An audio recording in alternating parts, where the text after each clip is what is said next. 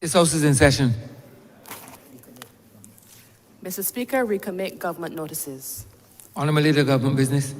Thank you, Mr. Speaker. I beg to give notice of the Notaries Public Bill 2024. First reading of bills recommitted. Honourable Leader, Government Business. Mr. Speaker, I beg to move the first reading of the Notaries Public Bill 2024. The question is that the aforementioned bill be read here first time. All those honourable members in favour, please say aye. Those against, please say no. We think the ayes have it.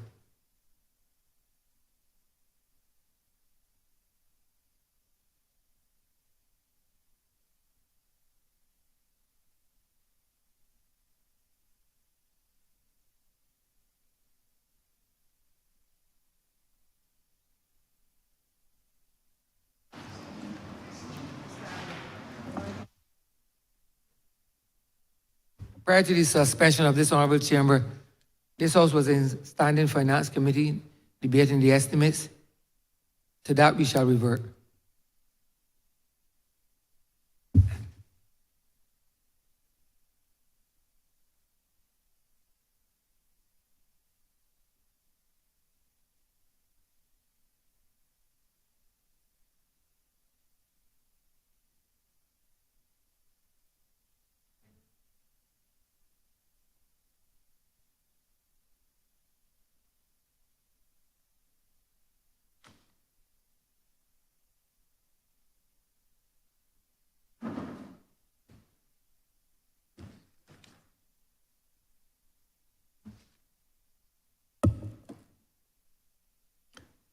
This House is now in standing finance committee.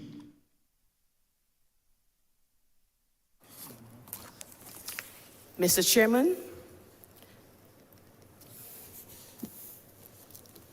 Head 27 in the amount of 21 million,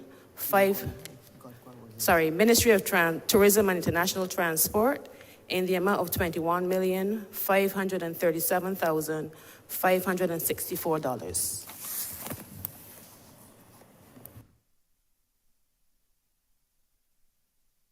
Honourable Member for St. Michael West Central.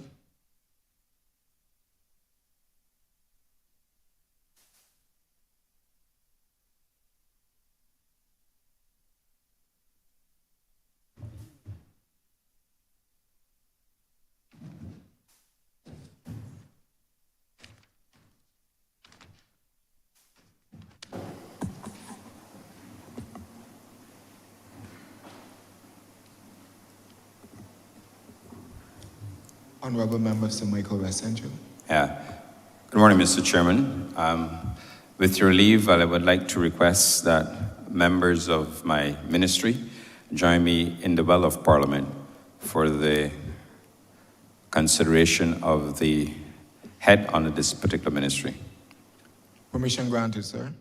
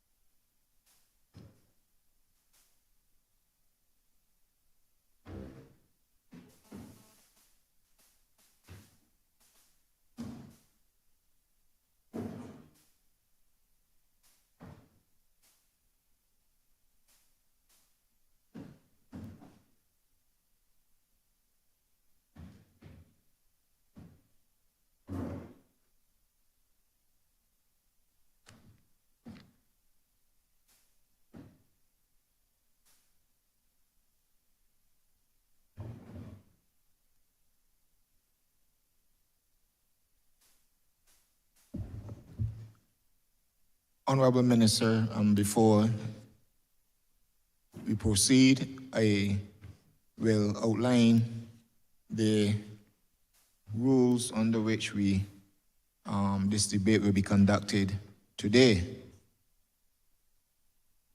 As Minister, you are given 10 minutes in your overview,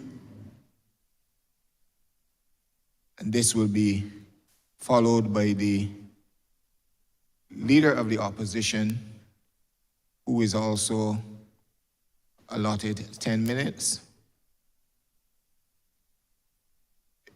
When your team, and you are free to call on any member of your team to answer any questions that may be asked, may be posed to you. I just want the team that before they begin to speak, they identify themselves with giving their name and the position which they hold within the ministry. And you only do this for the very first time that you are going to speak. Thereafter, you would just proceed to speak. Honourable members are fully aware of what the rules, but I will repeat for your benefit. You would indicate when you want to speak by your name cards over the mic. You are allowed 3 minutes for your opening remarks, and then you have to pose your first question. You are allowed 3 follow-up questions thereafter. Just let me say again to the Minister, after your initial opening remarks, any questions you're asked, you have 5 minutes to answer thereafter. Honourable Minister, you may proceed. Thank you, Mr. Chairman. On behalf of the other members of my team and myself, certainly, I would like to express our thanks to you and obviously the officers of this chamber for facilitating this morning. Mr. Chairman, in moving ahead, I wish to set out the broad policy allocation for Head 27. The other members of the team here at the Ministry of Tourism and International Transport will also assist, of course, in answering the questions. The request is for 21.5 million. Of course, the breakdown is already contained in the estimates. We welcome this opportunity, Mr. Chairman, to come before you and the nation, not only to give you an account of our collective stewardship over the government's past financial year, but to inform you of our future activism through policies, programs, and activities. Mr. Chairman, over the next several hours, we will do so fully conscious that strategies and tactics we employed must of national necessity materialize in the very best interests of all the highly deserving citizens and the varying and associated sectors. Please be assured that we will willingly and enthusiastically undertake our national duty and obligation, keenly aware that every single day we routinely compete against the rest of the world in tourism and international transport. But we are never intimidated by what we are called upon to do, day in and day out, season in and season out. That is so because of our encouraging results tells us that we are on the right path and trajectory. Kindly note that I said we are encouraged, not satisfied, far less complacent. Mr. Chairman, the source of our encouragement are to be found in the tangible and visible awards Barbados has been winning, plus the number of airlines and vessels and their passengers that we have been attracting to Barbados in increasing numbers. We have reversed the decline of airlift into Barbados and return air seat capacity with the return of American Airlines from New York JFK Airport, which would have ended almost 7 years ago. Delta Airlines, which last flew from Atlanta to Barbados in 2017, an almost 7-year absence, will touch down at Grantley Adams International Airport on November 21st, 2024 to start a daily service. Delta has added a once-weekly flight from John F. Kennedy Airport on Saturdays, which will commence on December 23, 2024. In addition to that, these additional services from Delta, seasonal as they are, will increase seat capacity into Barbados by 30,000 seats. American Airlines will also be increasing the number of gateways from the United States. Effective November 5th of this year, American Airlines will be launching their daily non-stop service from New York's JFK Airport with a 737 aircraft with a seat capacity of 172. In addition, American Airlines will commence a Saturday service from Philadelphia to Barbados on November the 9th of this year with the A321 aircraft with 190 seats. These two American services will double the number of departure points in the United States and increase by at least 35,000 the number of seats into Barbados by American Airlines. The combined services from American and Delta will increase seasonal capacity into Barbados by 65,000 seats from the United States for this coming winter season. United Airlines will offer a year-round service from both Newark, New Jersey, and Washington, Dulles through 2024, with opportunities for additional capacity under review. American Airlines will maintain the 3 daily flights from Miami and a daily service from Charlotte through September 2024. However, the intention is to commence daily services from New York, which gives obviously additional boosts from the northeastern corridor. The increase in airlift and seat capacity would allow all tourism stakeholders to benefit from the thousands of visitors expected on the island. Mr. Chairman, the airlift strategy was comprehensively executed to drive more business to this destination for long-stay visitors and to complement cruise home porting as we expand our pre- and post-cruise stays. The strategy is also intended to meet the needs of future demand of new hotel rooms under construction and those to come on stream very shortly. The renewed efforts to increase capacity from the United States market is also a key component of our strategy to hedge against any possible external shocks in any of our main source markets. The increase in our seat capacity is also designed to ensure higher occupancies in the accommodation sector. A strong behind the Gateway marketing campaign is already underway ahead of the new airlift into Barbados for the next winter season. This strategy, combined with our current initiative of launching our summer campaign at least 6 months ahead, should yield very positive results. The 2025 regatta campaign has also been launched to pair with the increased airlift next winter.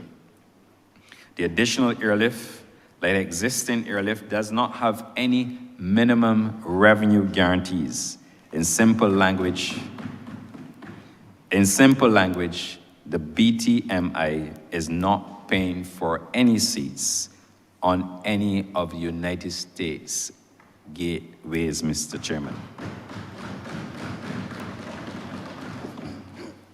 Although we have been very successful with the additional airlift from the United States, we are still in discussions with other USA-based airlines to get additional airlift. Mr. Chairman, I am sure very shortly that I will have, along with my team, further announcements to make in respect of additional USA airlift. Let me also indicate that we are vigorously working on new and expanded airlift opportunities from Canada. Latin America has been identified as a new and emerging market. We are pleased with the performance of that market, and our strategy of having a BTMI office in Panama has paid significant dividends and given Barbados the brand positioning required for the Latin American market. We have increased the airlift from once a week to 4 times per week, and the aircraft load factor continues to be very positive.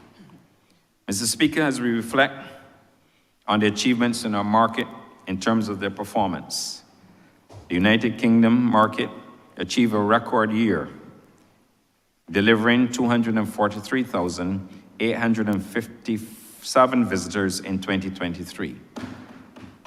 The market surpassed pre-COVID figures by 110%, indicating a full recovery and expansion beyond the pre-pandemic numbers.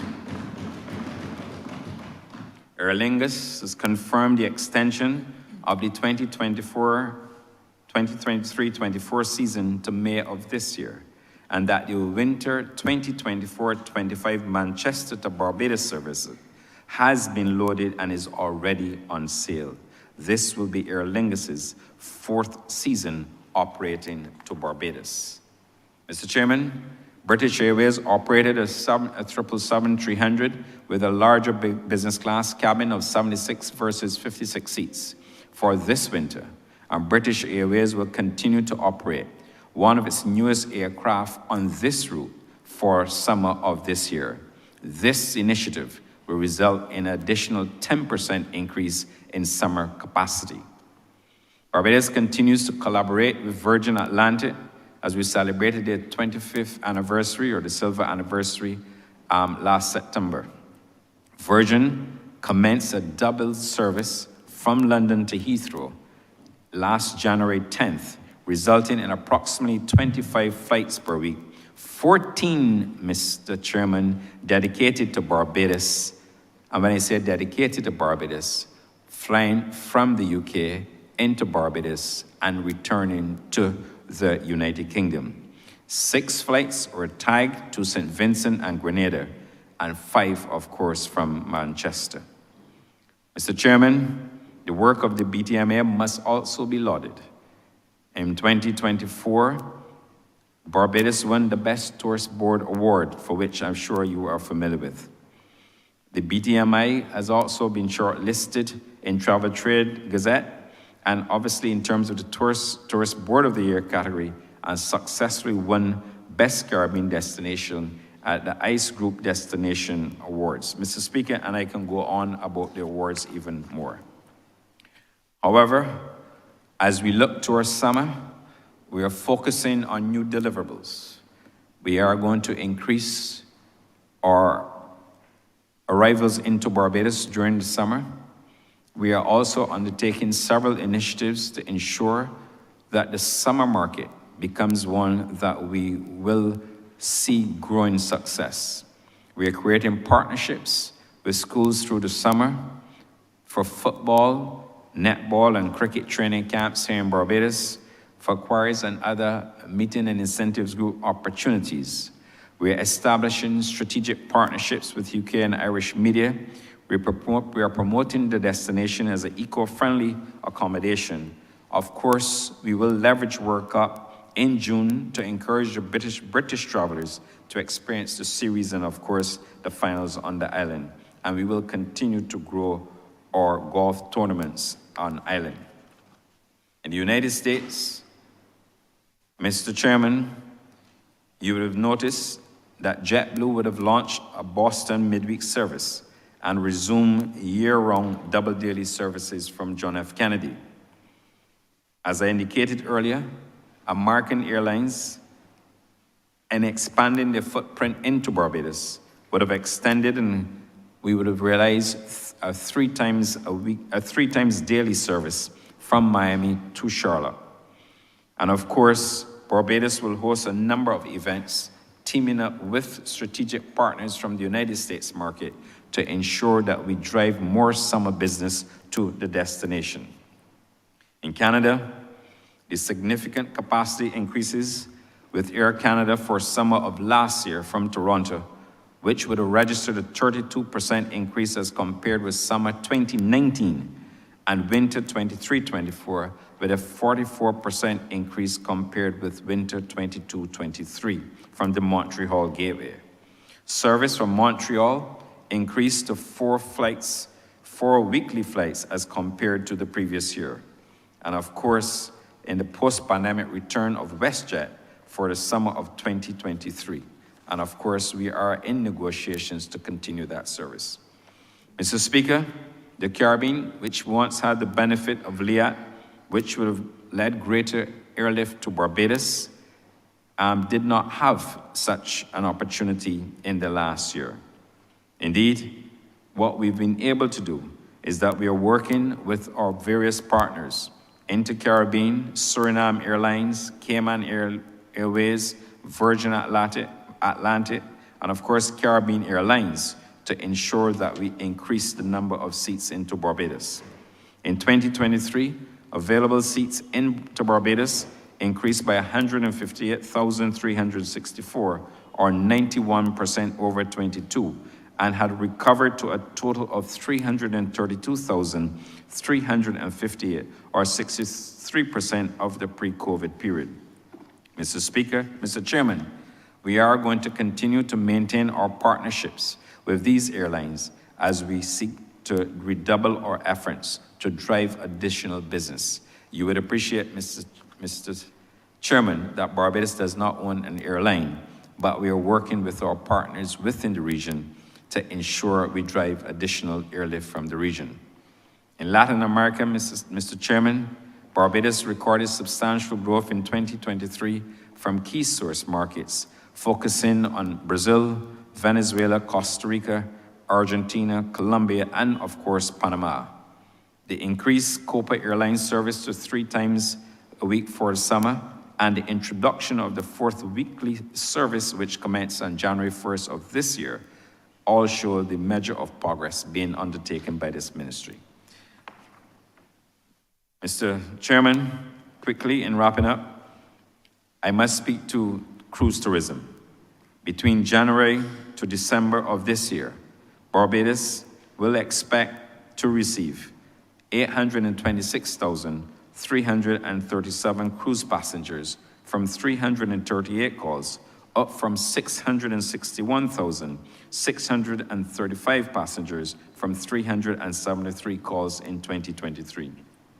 The winter season, as we all know, looks and continues to be very positive, and we are grateful to all those who have helped us in this journey. I cannot thank the Permanent Secretary enough for her hard work and for having to cope with a minister who drives the team to succeed. The same is said as well for the Deputy Permanent Secretary and all other officers within the Ministry of Tourism, International and Transport who work extremely hard to ensure we realize the measured progress and the outstanding results we are currently enjoying. I must equally thank the chairman of the BTMI for ensuring that my ministry's policies are executed at that board as well. Special recognition must be extended to the acting CEO of the BTMI, the Director of PR and Communications, for having the extraordinary task of coping with me on and off island, but especially during our overseas trips, which are very demanding. The external directors within the BTMI and their teams must be congratulated for driving the business in their respective markets and executing my vision for the expansion and growth within the tourism sector. All BTMI employees have, in no small measure, helped to execute the ministry's mandate and contribute to the success we have recorded. Let me also thank all tourism workers for their dedication and commitment to the industry. Without their warmth, friendliness, and commitment to excellence, Brand Barbados could not have done so well. Let me thank all tourism stakeholders in general, including the Barbados Hotel and Tourism Association. To have accomplished what we have today might appear to have been an easy task, but the road to tourism recovery took an extraordinary amount of time and effort. Tourism is a very dynamic and highly demanding industry. Every day we have to compete with other destinations that have more resources than Barbados, that have more to spend on marketing than Barbados, and some have more hotel choices than Barbados. Mr. Chairman, there are a number of crucial things as a destination we need to take for Barbados' tourism to remain internationally competitive, relevant, and appealing. These enhancing and sustaining measures will, of course, include refreshing aging and aged areas of national plant and attractions, training and retraining of personnel at all levels in all tourism sectors, renewed public education aimed at keeping keen and engaging our most enduring and priceless asset, the natural and spontaneous warmth and goodwill of the average Barbadian.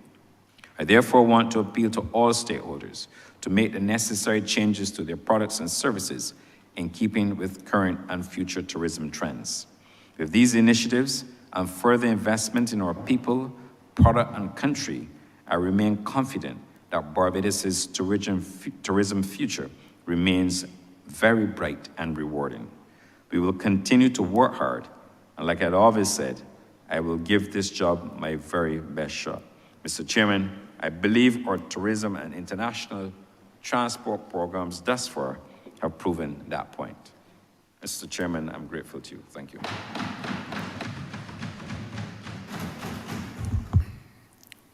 Mr. Chairman, I beg to move the Head 27 stand part.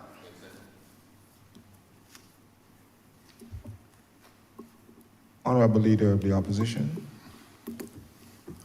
Thank you, Mr. Chairman of Committees.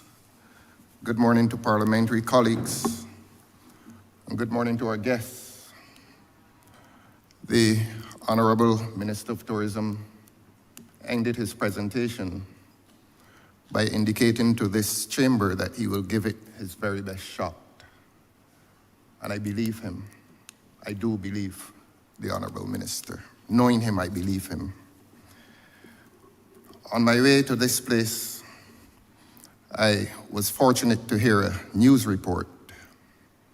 And I think it was the chairman of the BHTA speaking. And she was speaking with some optimism as to the summer season that faces this country. And that was a reminder to all of us in Barbados that this country needs to join with all persons involved in this industry of tourism. That we need to join with them and to help this industry. This industry that has carried much of the prospects for Barbados for a number of years. And every patriotic Barbadian needs to say to himself and to say to his family and to say to this country and to say to this ministry and to say to the BHTA and to say to those who work in the industry, the maids, the waiters, the taxi drivers, the vendors who are supported by this industry, we need to say to them, as Barbadians outside of the industry, that we support the industry. And we need to support the industry because there's the other recognition that it is seasonal. And who knows, who can empathize with the person who works in an industry in which they must spend 4 months of labor, 5 months of labor, 6 sometimes, preparing for the relative hardship of a season of inactivity. Who among us can fail to empathize and to appreciate the condition of that worker? Who can fail to appreciate the condition of the hotelier, even, who has to maintain his plant during a season of inactivity? And this, Minister, you can be assured that this country joins with those who take charge of this industry for the good of country, for the good of the hoteliers, for the good of the workers, and for the good of all of those who are dependent on those workers in this noble industry. We join with you Minister, there shall be no hostility towards you, and there shall be no hostility towards this industry. This is a moment in patriotism when this country must join to ensure, as Ms. Coppin said this morning, that the summer looks bright. And I want to commend the Barbados Cricket Association and the Cricket West Indies for giving this country the opportunity for an active summer. That is a moment for congratulation, for bringing to the workers and the hoteliers of this country, hopefully a moment in prosperity, not for their own sakes, but for the sake of this country. I've listened to the minister as much as I have heard, and generally speaking, when you listen to workers in tourism or planners in tourism, you hear the word competitive. And that makes the work of planners in tourism really stressful, because I expect that you wake every day and you're keeping an eye on the competition. And you're keeping an eye on the competition because it is an industry that is volatile. It is an industry that stands at the mercy sometimes of your competitive environment. Not only the Caribbean, but Europe and parts of North America that attract tourists. And therefore, who among us will not offer support to those planners and those workers who work in this difficult and volatile industry? Mr. Chairman of Committees, I come today in support of this industry on behalf of the people of Barbados. Tourism as a concept really is defined by an attitude. The attitude of the hosts, that is us Barbadians, towards the tourists, the attitude of the tourists towards us as Barbadians. I know as much as that the industry has moved beyond sun, sand, and whatever was the slogan at the time. And the planners of yes, thank you, Honourable Member for Christchurch West. You're always so cordial and courteous. That the industry has moved beyond that. And the industry has recognized that it is the cultural exchange that is important, and that it is that attitude of the Barbadian towards the industry, and it is the attitude of the tourist towards the Barbadian that really defines this industry. That perhaps is the good news. I come to this office, Your Honor, with a mandate. I come with a mandate that involves the legitimate right to seek accountability. This exercise is not an exercise in games. I come to this office with a mandate and a duty to ask the government to be accountable to the people of Barbados. And Minister, through you, sir, I know this minister means well. I believe this minister when he says, and I quote, "I will give it my best shot." Minister, I believe you. And from my own position, I want, Your Honor, to remind you and to remind the government that I have a duty to this Parliament, to the people of this country, to seek accountability in government. That is my duty. And it is a duty from which I will not resile. And I ask the government, in the exercise of its own mandate, to accommodate us in our duty to seek accountability. And it now becomes a matter of some regret that after 2 days of this exercise, that I would have heard from a minister in this government, and I will quote him. I will not identify him today. By now, his identity is well exposed and established within this exercise. When he said, and I quote, in response to my questions, he takes personal and professional offense at the job that I have been doing, and that he considers the nature of my job and the nature of my questions to be interrogation that is nasty and vicious. Minister, I don't expect that attitude from you. I do believe you'll give it your best shot. But again, I say to you, Mr. Chairman, and this country,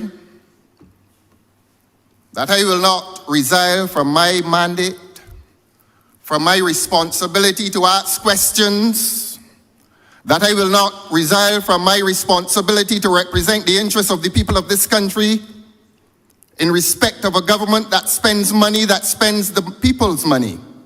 That is my duty. And there's no nastiness, nor viciousness intended, nor exercised in my mandate, in my duty. So if I am met with that attitude, Your Honor, I will not resile from my responsibility.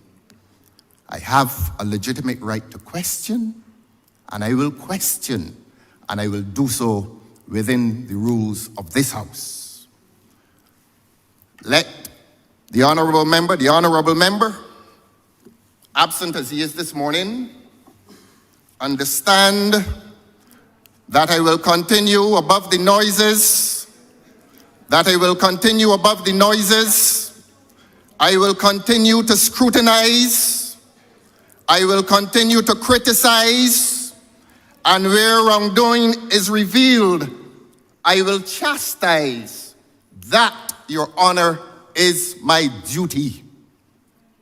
And against an attitude of resistance to my legitimate right to ask questions on behalf of the people of this country, that is my duty.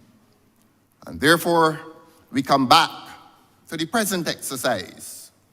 And Your Honor, to the Minister through you, I look forward to a debate, I look forward to an exercise which is sober, which is honest, which reveals the integrity of this government. I look forward to that. And I look forward to an abandonment of that attitude, that unfortunate attitude that I have met on Tuesday and Wednesday. I resent it, I resist it, I reject it.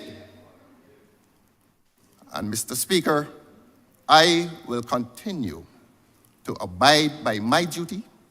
I will continue on behalf of the people of this country to urge this moment in patriotism when, through you, Mr.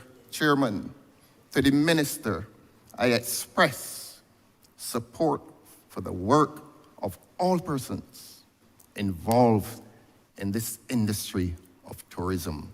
Let us agree to that. Let us agree that this exercise becomes an exercise in accountability. Let us agree that this is not personal engagement, but that we come here as professionals. We come here as legislators. That is our duty as legislators, to represent the people of this country, not in representation of narrow interests, but in representation of the people of this country. And Minister, I repeat, I regard this as a moment in patriotism. Let us do the people's business, and let us do it in a climate of civility. Let us do it in a climate of courtesy, and let us do it according to the rules of this noble House. I'm obliged to you, sir.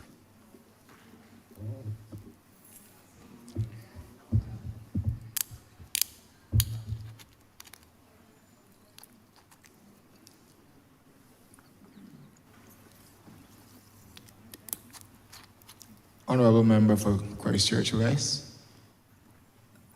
Thank you very much, Mr. Chairman. You know, as much as I appreciate the contribution of the Leader of the Opposition recognizing how important it is for the Ministry of Tourism and the work it does. I was minded to get up on a point of order when I heard the Honourable Member reflect on the absence of another member.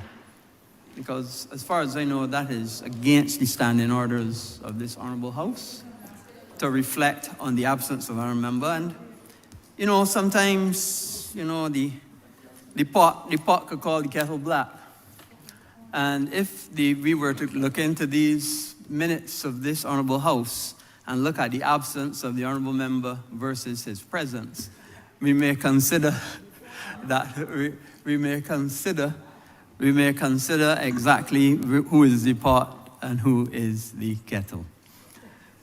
Anyway, Mr. Speaker, I want to first ask directly to the Minister. And I commend you on the tremendous work that you're doing with Airlift. It is absolutely obvious with the numbers that you've been able to garnish, and it is being proactive, because with the number of hotel developments that we are now seeing, Sam Lord's having finished, Indigo well on stream, Pendry about to start, Royalton about to start, these must be supported by appropriate airlift, and I commend you on the numbers that you're able to achieve. I also heard very clearly that you were able to get back to pre-COVID levels from the UK market. But of course, that extrapolates that there are other markets that you may not be at pre-COVID levels. So therefore, my first question to you would be, if you are not at or surpassing pre-COVID levels at other markets, what strategies do you have in place to be able to get back to pre-COVID levels, if not better, for those other markets? That's my first question. Thank you, Honourable Member. And let me also indicate to the Leader of the Opposition that I will continue to be very sober and honest, because it is perhaps the only way that we can deal with issues. Of course, should anybody humbug me, I may have to confuse them. But that is par for the course, as we know.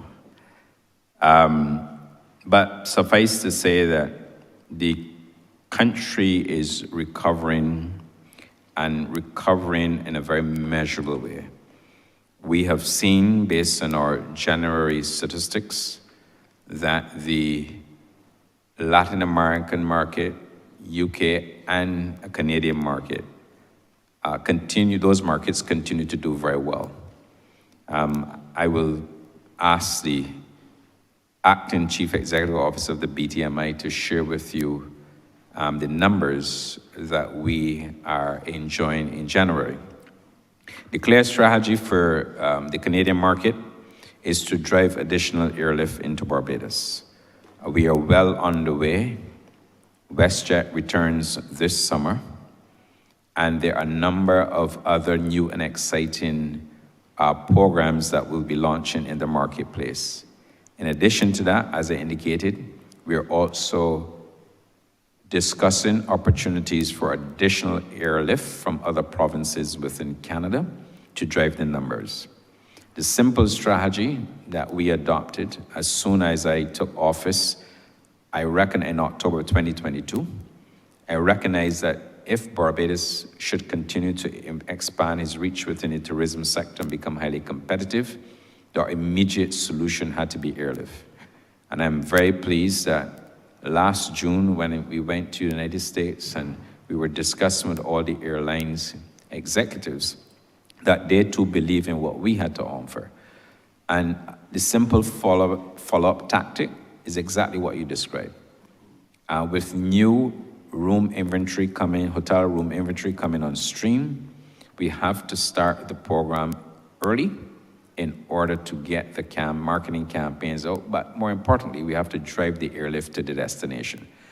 And you will see that next winter, as we are projecting, as we almost achieved it in this winter season, our almost full recovery, When you add a position where we're back to 2019 numbers in critical months, layer in on that next winter, at least 65, and there going to be more, but at least 65,000 seats coming into Barbados. Barbados would have recorded, in my judgment, next winter season, the highest number of visitor arrivals to this destination. And that is what we are working on. So we will complement the airlift strategy with the accommodation strategy. And I should also thank you, Honourable Member, for all the work that you've been doing to ensure that we have the investments in new hotel plants in Barbados. It is absolutely necessary because we also, as I indicated in the latter part of my remarks, we have to become and remain competitive, but we also have to ensure that we change with the changing times and ensure that we have new trends. So that's part of the strategy, airlift to destination for those markets. The Latin American market has done phenomenally well. If you look at the stats, we've surpassed what we did last year, and that is no small accomplishment. I addressed the Canadian market and the all-important Caribbean market. We're getting back there. The challenge has always been with airlift. That is why you would recognize that the strategy we undertook to allow Virgin Atlantic, to have tag flights into St. Vincent and Grenada was also designed, not as some people would say, to allow others to get business, but for us to drive additional regional traffic to the destination. I believe I would have answered the question, but perhaps I will ask the Acting Chief Executive Officer to just give a summary of January 2024 numbers at this point. Acting CEO. Good morning, Mr. Chair, honorable members. Craig Hines, Acting CEO of Barbados Tourism Marketing, Inc. Following on from the Minister's point, in January, we would have seen that our overall arrivals, and just for clarity, these are preliminary in-house figures. Overall arrivals for January, we would have seen 69,894 compared to pre-COVID of 70,197. That reflects a difference of 303 visitors to the island. Across the source markets, that represents 81% of pre-COVID for United States, 117% for Canada, 119% for United Kingdom, 67% for Europe, 83% for the Caribbean, 137% for the Caribbean, for Central and Latin America, and 100% for what we refer to as other, which is not a market for which we have offices established. I just wanted to add one further point to the Minister's response, in that we have also, through our marketing, employ efforts to see us, based on research, do more targeted marketing, and that would help us to reach the demographics for which we've seen persons express an interest in Barbados. We've done that consistently across our markets, and that has supplemented our strategy, which the Minister would have outlined, of firstly increasing airlift, and then how we go about in making sure that the load factors and those seats on those airlines are full.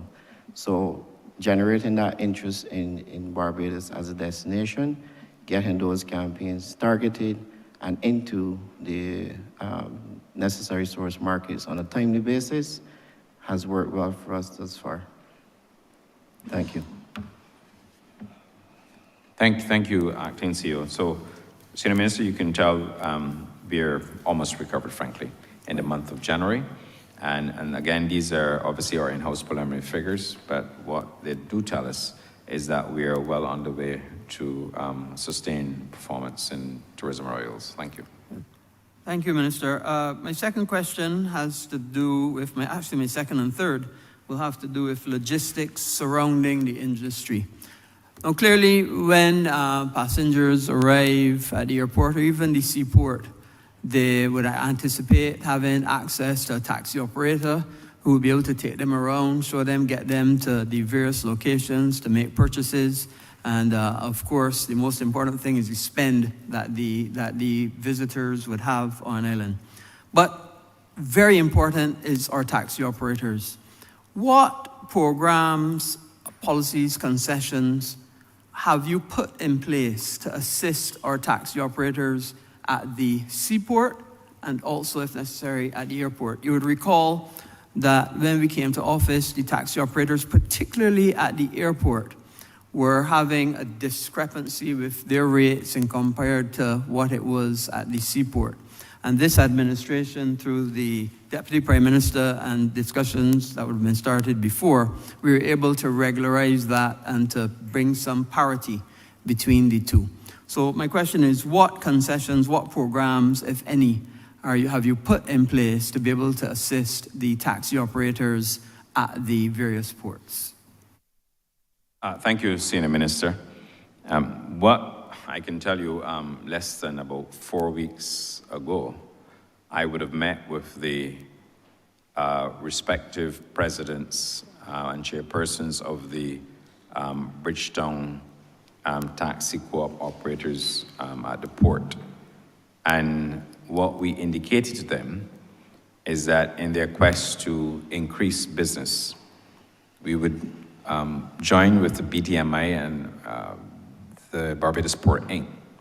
to facilitate an arrangement where they will now have a marketing officer or marketing manager. That initiative was warmly received by both presidents who I met with, and they're very keen. We have tasked the Bridgetown Port with the recruitment drive, obviously subject to input from the Bridgetown Port Taxi Associations.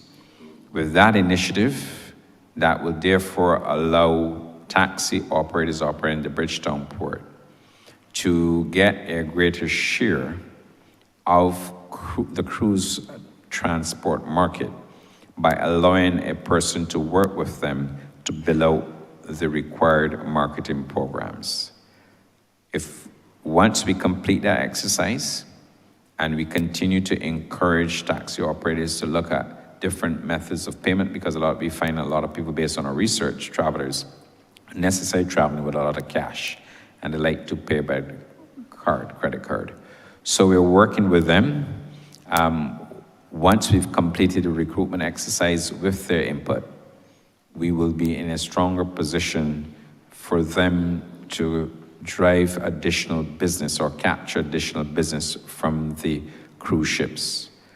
The program will be a sustained marketing one. They will have an opportunity to have representatives inside the port to facilitate and direct traffic to them, along with all the necessary supporting mechanisms that we're going to put in place for them. We believe that this is the correct move in our attempt to help the Bridgetown taxi operators to drive and to secure a greater share of the market. And we are going to proceed with great haste to realize that opportunity. The other benefit would be when we are attending cruise shows within and cruise conventions within the United States, UK, and Europe, will be to allow, as we have done in the past, operators, but more importantly, a marketing person, to join us on those overseas trips to help advance and market the cause. Similar to what the hoteliers do when they go to trade shows, they market the destination. So we are going to pursue that strategy in earnest. I will also tell you that this new initiative will certainly redound to their financial success as we drive that business. The airport, the Chief Executive Officer of the Grant Williams International Airport is here with us. He has done a lot of work, along with his team, a lot of work at the airport to facilitate not only the business at the airport. The issue of the rates have been settled, long settled. We have not seen any evidence of criticism of those rates at the airport. It's all settled down very nicely. There were, of course, explanation sessions, and that's working well. But we have some additional challenges that we have to overcome, because as we drive additional traffic to the destination, air traffic to the destination, we have to be mindful that the taxis will have to turn around in very short time in order to accommodate the volumes. And we are going to stay true to our mission to ensure that the taxi drivers in Barbados continue to get a greater share of the transport, the land transport operations. I'll ask the Chief Executive Officer of the Grant Williams International Airport to make a comment in this respect as well. Thank you, Mr. Chairman. Good morning, Chairman. Good morning, my Honourable House. Good morning, colleagues. Hadley Bourne, Chief Executive Officer of the Grant Williams International Airport. And thanks, Minister, for your offer. As the Minister would have alluded to, and also the acting CEO of the Barbados Tourism Marketing Inc., we've seen significant recovery within the industry. And one of the things that we're really working hard on at the airport and we are managing well is the overall customer experience. Year to date, Mr. Hines would have spoken as it relates to the visitors, but it would also include that our overall performance based on pre-COVID levels, we would have recovered in extent of 93% of our overall passenger numbers, and invariably in total aircraft movements, roughly 97 to 98%. Our main focus within the challenging times is really to focus on our customer experience, because I know there's a lot of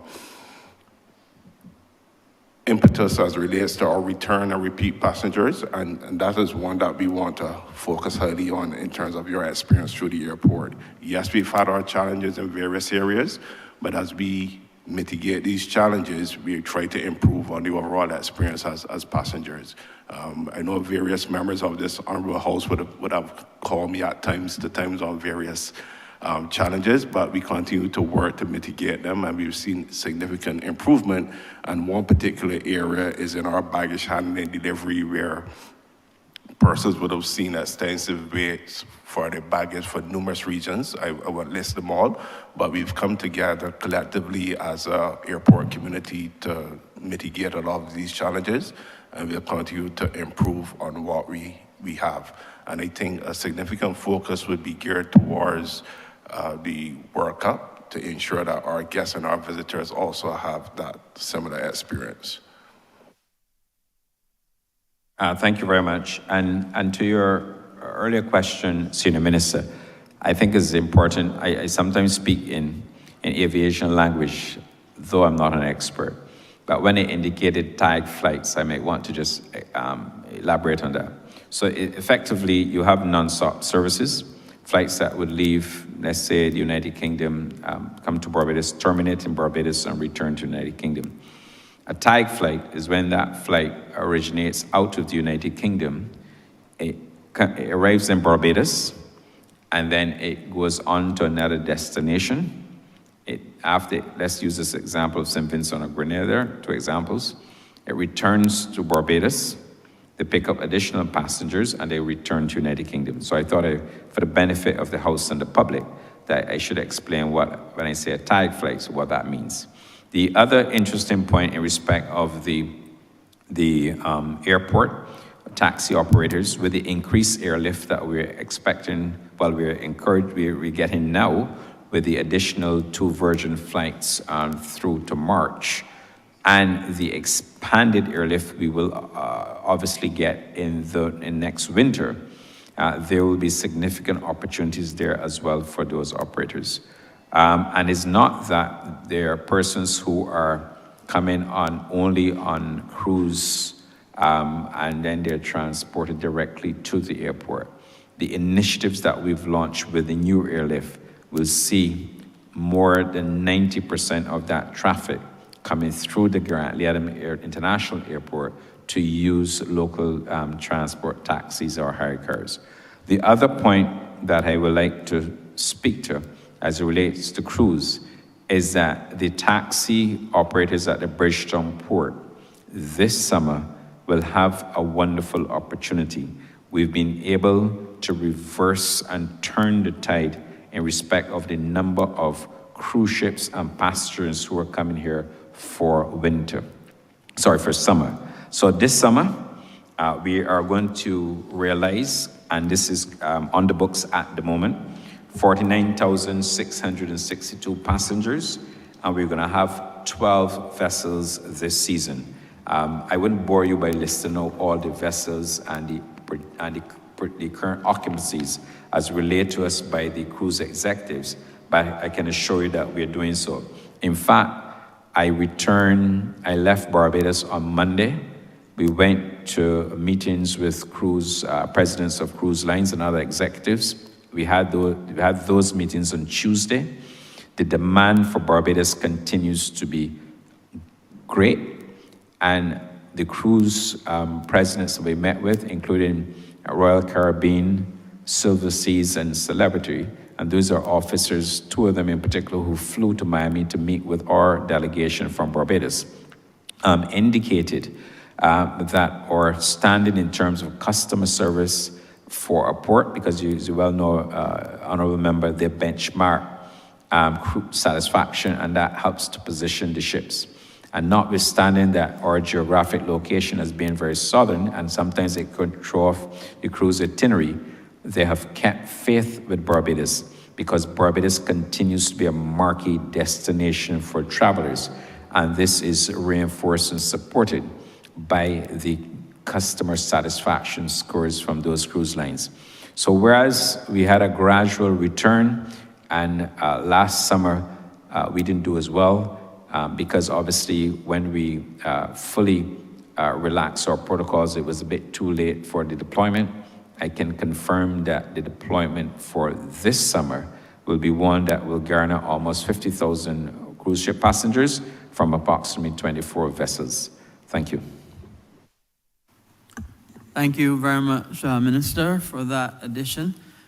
Please forgive me if I keep around logistics, and obviously keeping with your proactive vein, which I commend. It has to do with, again, the infrastructure and preparing the island in advance of the impending construction, number of construction projects that we anticipate. Now, clearly, if you're going to be building an 80 or 100-room hotel, you're going to need a lot of inputs from overseas. I'm told that there's one hotel that's about to start that is going to have 550-odd containers.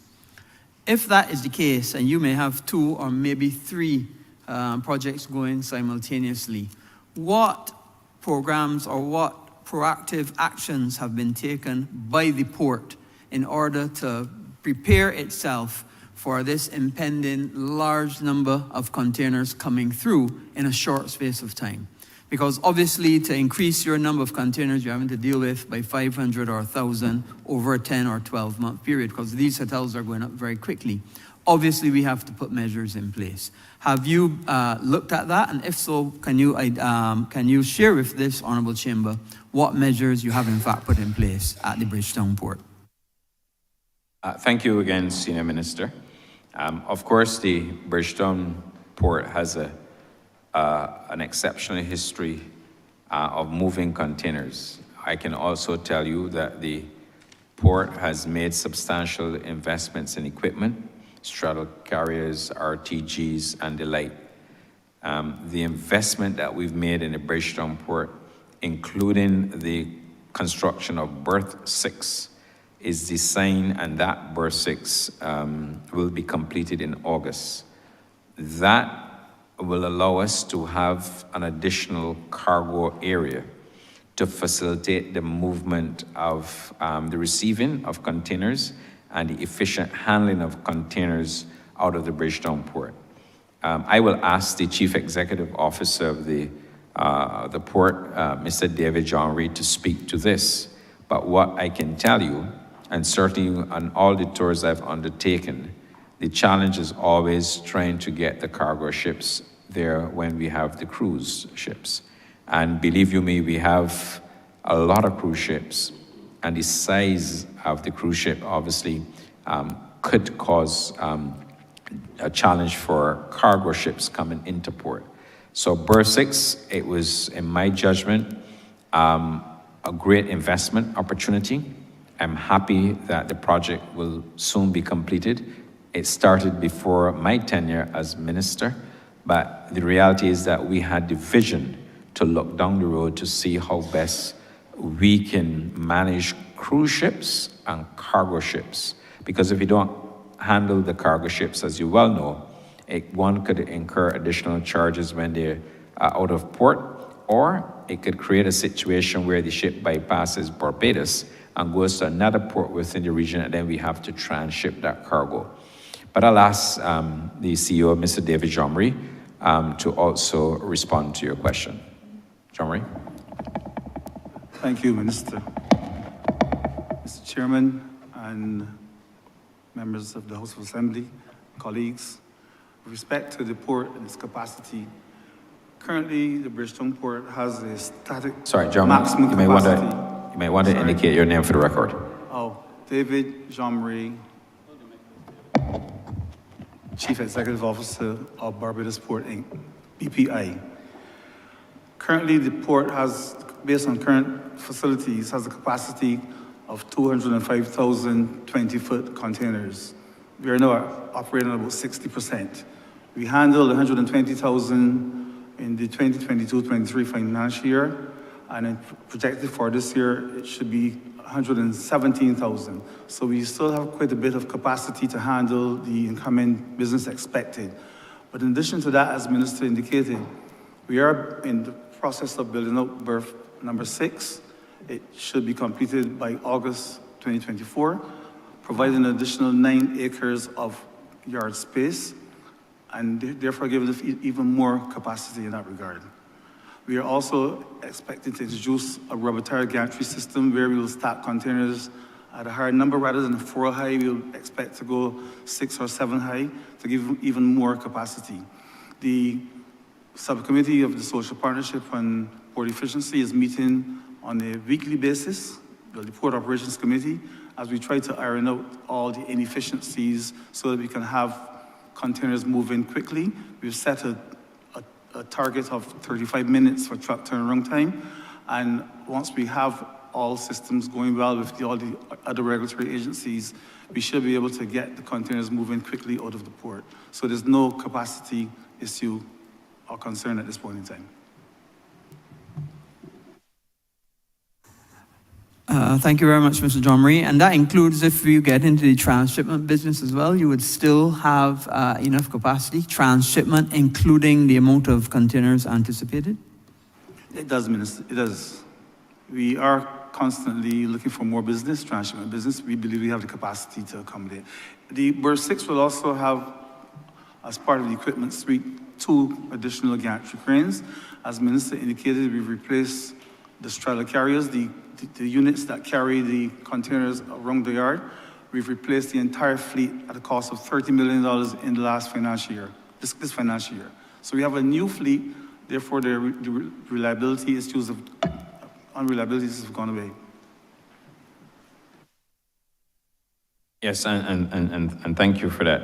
Of course, in respect of transshipment, there is a significant opportunity for Barbados. We are currently exploring that opportunity.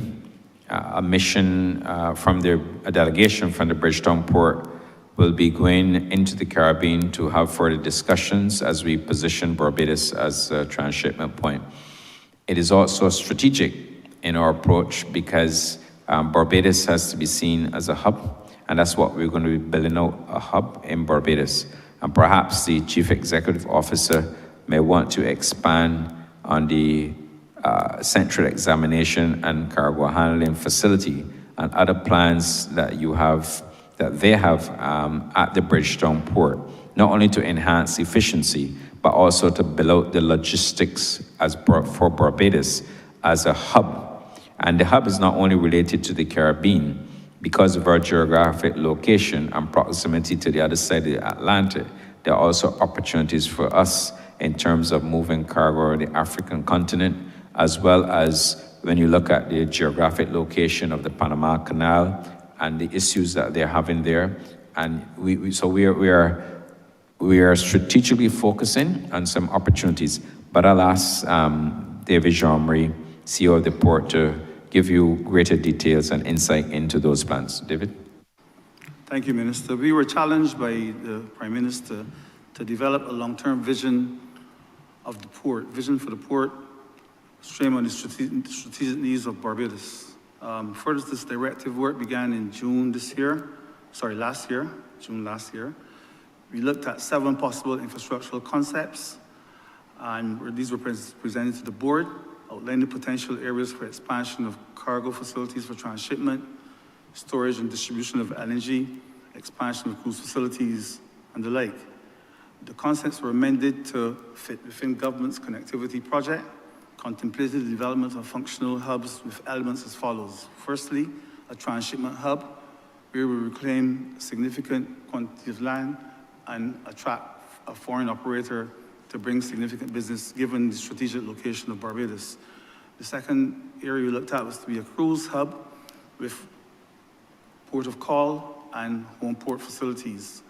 We would have engaged advisors to look at the market to tell us what is happening there, what the expectation should be, and how many port of call berths we should build out versus home port berths. So we have a blueprint, looking to see how we can work with a developer or an operator to build out cruise facilities at the Bridgetown port. The third area was bunkering and energy, with an offshore energy hub at Checker Hall, St. Lucie, the site of the existing Arwak jetty. And then the fourth area is maritime services hub, where we would provide dry docking facilities to service cruise, tankers, and container vessels, as well as a distribution center, including a maritime training institute and car parking facilities and so on. We're looking at the idea of last mile logistics, where we have provided logistics facilities here, and we can finish products and have them distributed from Barbados. So there's quite a bit of work ongoing and it's a 50-year plan. It's quite expensive, of course, but we've begun to work on this in this regard. Thank you, David. What I would also like to do in response to your earlier question, Senior Minister, perhaps we need the airport CEO to give you greater details in respect of the enhancement to facilities for the taxi operators at the Grant Lems International Airport. And his team would have done significant work up there, but perhaps he would shortchange himself and his company if he didn't go into greater detail. And I would therefore ask for him to give greater details.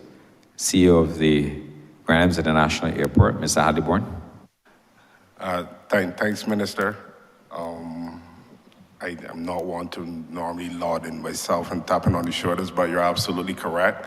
And I think coming out of one of the meetings we would have had as it related to our town hall meetings on sensitization of the public and where we were going, the taxi operators would have raised significant concerns in terms of their infrastructure. And with the team, we would have gone ahead to look to enhance what they would have had. First and foremost, we would have done an extensive cleanup of the facility in terms of dated equipment, etc. And as part of our plan, it would have rolled out late in by the end of 2023, December, due to some logistical challenges. But we started to go through a refurbishment campaign. One of the things that has happened so far for sure was the implementation of additional seating. I've also been working with the engineering team as it relates to the audio system within the taxi area to ensure that the calls from the line are well heard. And also we're looking to implement a flight information display, what we call as a FIDS, to assist them in being able to ascertain when flights are on the ground, etc. We're also planning in the near future to work on the traffic management plan surrounding both the taxi area and also the staff car park to facilitate the traffic movement, especially during peak hours. So that is something that I've actually asked the Director of Engineering to expedite as we look to especially improve the traffic flow and the ease of movement within and around the environs of the taxi stand and the airport facility in general. Thank you very much, CEO. Now that the CEO of the airport has chimed in, I guess I would have to ask a follow-up question. And clearly, again, with logistics, you've done well with the taxi operators, but what have you done to improve the baggage handling? You know, very often we get complaints of people coming in from flights. I have been the victim of it myself, coming in on an Air Canada flight. Had to wait quite a long time, especially Air Canada, more so than any other airline. What improvements have you done to be able to improve and expedite baggage handling at the facility? Thank you for that question. I'll respond as well, but I'll also ask Mr. Lemuel Padmore, representing Caribbean Aircraft Handling, which is owned by the government of Barbados, as well as Mr. Hadley Bourne to speak to this. But the simple, and you're right, Senior Minister, there are times when we will experience delays. Last Monday, I was leaving Barbados, and I got a call that there was a delay. And I was a bit shocked because I know what we have done to improve the processing of bags. And situations will happen. For example, last Monday, there was a burst pipe. And as a result of that, to avoid risks to the lives of the workers, we had to close off 2 baggage areas until we were able to pump the water. But what I can tell you, I undertook to initiate meetings with all what we refer to as the ground handlers at the Grant Williams International Airport, Caribbean Aircraft Handling, and GCG Ground, Goddard Catering Group ground handlers. We had meetings with those ground handlers, and we met with those ground handlers in an attempt to resolve this issue. We, in a very short period of time, were able to improve the processing times from the time the aircraft arrives in Barbados, when the beacon light is switched off. And we reviewed that process, re-engineered it, all the way through to the first bag reaching the customs area before it goes out into the carousel.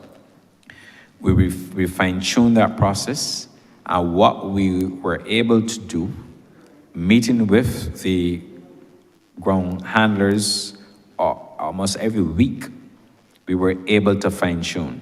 So you have a situation where bags are no longer taking as long as they took from the time the cargo door is open until they reach the interior of the arrivals hall.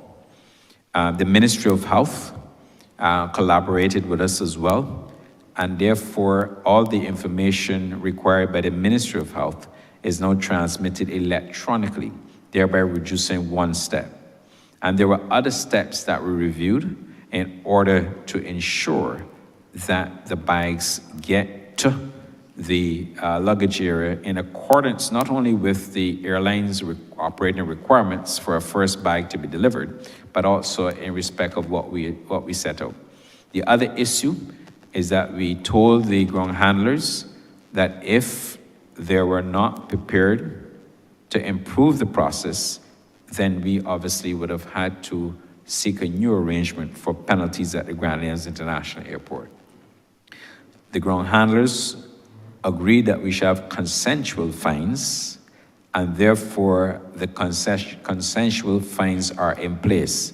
Of course, we are fine-tuning other areas because there are some instances, for example, if you have, and I believe you're a pilot as well, sir, that if you have some very strong headwinds, the aircraft perhaps can get here an hour earlier. And considering that we oftentimes have all the aircraft arriving in Barbados, sometimes between 12:30 and 6, it could prove to be problematic. And in those cases, we don't want to obviously fine them to the extent that it could have problems for the businesses. But we have put that regime in place. We are grateful that we have had the cooperation not only of the ground handlers, but also the officers of the airport. And obviously, a gentleman who was appointed to help lead that process on our behalf, who sits as board chair for one of our SOEs. So we've done a lot of work, and I must tell you, on a daily basis, there's a report which comes through to the ministry, and we also have a consolidated report. And that report basically sets out how often the targets were not met, and if the targets were not met, why they were not met. But I can tell you, when we look at the statistics, that we've turned around. In fact, I would say we reversed that situation to the benefit of the customers. The other initiatives that were also taken by the Customs Department that I can't speak to because those involve national security, to facilitate the inspection of bags and so on. So we have work. It's taken us not an inordinate amount of time, but some time to facilitate and to get to the point where we are. And crucially, the airlines are responsible through their ground handlers for turnaround an aircraft when it lands, sometimes within an hour. And it has to be clean. You have to unpack the bags. You have to then pack the bags on the aircraft. And that takes time. But what I can tell you, when I've seen it in operation myself, I mean, it is really a wonderful logistics operation. And I'm very pleased with the progress we've made. But I'll ask Mr. Lemuel Padmore to speak to it first. And I'll also ask the Chief Executive Officer of the Grand Embassy International Airport to speak to the issue as well. Mr. Padmore. Good morning, Mr. Chairman and members of Parliament, colleagues. The matter of logistics and removal of bags from aircraft is it's a Officer, task. before you proceed for the record, could you please give your name and your position? Please? Certainly. Lemuel Padmore, Chief Executive Officer, Caribbean Aircraft Handling. Thank you, sir. The matter of removal of bags, it's one that has, how shall I put it? The attention has been brought to this matter because of service issues that were raised before, and we have worked with our airline partners to ensure that we can move bags far more expeditiously to the breakdown area in conjunction with the airport authority.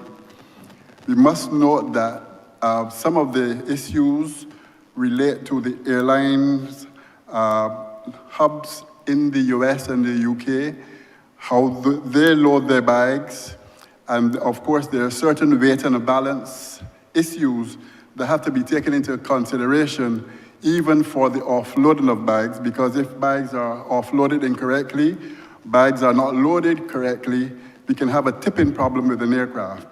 So these matters have been looked at.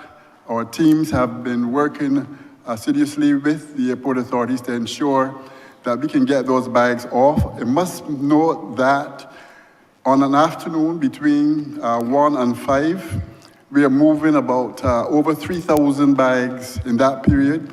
If you work that out over a month, we move over 100,000 bags off of aircraft in that window and on afternoons. And also, the outbound is also relative as well, because we have to move another 100,000 bags a month on the outbound. What we are doing, we are ensuring that we can meet the requirements of the airport, ensuring that we can get these bags. Remember, I said 3,000 bags in that window, and we are talking about 3,000 bags between 15 to 40 minutes. The first bag has to be at the carousel in the breakdown area within 15 minutes, and the last bag within 40 minutes. And we have therefore to thank, I must thank our teams at the airport, both for Caribbean Aircraft Handling. I believe I can speak for GCG, those men who lift those bags, because it must be noted that some aircraft are containerized, which helps the process. But nevertheless, when these bags get to the carousel, every single bag has to be manually lifted out of a container, off of a cart, onto the carousel to get through the customs procedure and then get to the passenger in the arrivals hall. So it is noteworthy of the improvements that have been made as we've strategized, ensuring that we have the requisite manpower in place, working to ensure our preventative maintenance is up to par, and we can have the requisite tractors, conveyor belts, high loaders in position, functioning to aid in the process to ensure that these bags can be in the arrivals hall in a timely manner, therefore exceeding the expectations. And that's our desire, that we exceed the expectations of the arriving passengers and also the outbound passengers, because if we're loading late for the outbound process, flights will leave late. So I want to thank the teams for doing this. But this is what we're doing, preventative maintenance, equipment management, staffing management to ensure we have the requisite manpower numbers to deal with the process. Thank you, sir. And before you leave, Mr. Padmore, I think you should also afford the country the opportunity to know, very briefly, the targets and walk them through the exercise from the time the beacon light is switched on until the bags are delivered to the airport, and the time frames, the new time frames, based on the protocol we have in place for those bags to remove from the aircraft.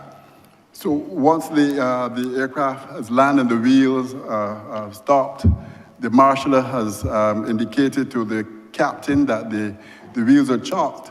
We then have to ensure that those bags are in the arrivals hall within, the first set of bags must be in the arrivals hall within 15 minutes. 15 minutes, of course, there is time for the agents to go to the crew to ensure that all is well with in the cabin, and we have permission to open the doors. Once that has happened, we then move to ensure, and must bear in mind that we have to position steps, we have to position equipment so that these bags can be removed. And we're working with the 15-minute parameter to have the first bags there. As I said, 40 minutes for the last bag, but in between there, we are constantly moving bags, ensuring that the process is working. And if we fail to, the new regulations are, if we fail to meet these requirements, I believe the first penalty is about first 1 to 5 minutes. It's about $750, and then it goes up to $1,000, and it go up to $3,000 if it's over 15 minutes. So therefore, it is incumbent upon us to ensure that we get the bags into the arrivals hall as quickly as possible. Bearing in mind the amount of bags we're dealing with, though, and the manual component that is involved in the process. And we are achieving that with the strategies that we have put in place. Thank you, sir. Thank you, Mr. Padmore. I will also call now on the Chief Executive Officer of the Grand Amsterdam International Airport, who perhaps will be able to share some of the data in respect of the performance, the improved performance in respect of baggage handling. Because I must tell you, Mr. Chairman, that is perhaps one of the best kept secrets, because the bags are being taken to the arrivals hall in the shortest possible time. Perhaps Mr. CEO Hadley Bourne, you can share some of the statistics for the benefit of members of the House and the country. Thanks, Minister. And I also want to add, we forgot another one of our stakeholders, Intercaribbean, who does a lot of self-handling, and they are a significant player also in the process. And prior to the implementation of the KPIs and the associated penalties, and I still go back to December, on average, bags were taking between 20 and 30 minutes, the first bag to get to the breakdown area or forward-facing passenger, and the last bag in excess of 50 minutes to an hour. What we've seen since we've implemented the changes, on average, first bag 12 minutes, and last bag approximately 38 minutes. And this is significant. I myself traveled over the weekend for the first time since the implementation, and I timed it. Yes, it was on a much smaller flight, but between landing and customs, it was 10 minutes. Also, in recent weeks, I would also have visits from Minister responsible for Home Affairs, and he has also seen the improvements in the system. There are some national security considerations that may at times cause us not to meet the KPIs, but all in all, that is improved.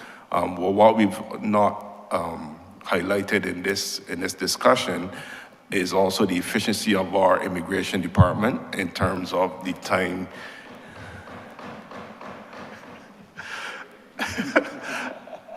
as regards the time to process through our immigration process. Yes, we have 20 kiosks and an excess of 50 electronic kiosks. Industry standard is roughly 15 minutes through the immigration process, but on light days we can do it in 6, and on peak days we would improve that to roughly 12 minutes. And we're also looking at also seamless border control, whereby electronically persons would even traverse the infrastructure even quicker. And I say that to say, with our small capacity and considering that we do majority in excess of 90% of our movements in a 4-hour block, we don't have that real estate to deal with the volume. So in terms of customer experience, efficiency and quick throughput of persons is critical. And these improvements will definitely enhance our overall posture and in terms of aid our customer experience for the traveling public. Thank you. So, Honourable Senior Minister, what we've done is that we've had a challenge. We went in there, isolated it, and rectified the challenge. And as a result, we have now a much improved process to facilitate bags. The only one point I'd like to make here, and it has to do with premium bags, persons who are checked in business class or first class. Oftentimes, when the planes arrive in Barbados, those premium bags are not packed where they're supposed to be packed. Sometimes they're all the way into the belly of the aircraft. And oftentimes, you will realize because the requirement has to be met, even though there's a requirement from the airlines to offload those bags first, if they're not packed in a position where those bags could be taken off the aircraft and sent to the arrivals hall, that oftentimes causes a delay. That delay is not a Barbados delay. That delay has to do with the fact that the aircraft from its destination of origin was not packed in terms of the premium bags in a location that would first allow those bags to leave the aircraft. So I know people when they come on a business, predominantly out of the United States, not necessarily on the UK-based flights, because they have the roll-on and loaders roll on and roll off. And the bags are first and premium are segregated. But I just thought I will share that with you because oftentimes there are persons who would complain, and when they complain, they will give the impression that it is the fault of the Grant Williams International Airport or it is the fault of the Customs Department. It is certainly not the fault. It has to do with how the aircraft is loaded at the point of origin. Having said that, the ground handlers are working with the airlines in the markets of origin to ensure that this problem is rectified. It hasn't been fixed. It's still a work in progress.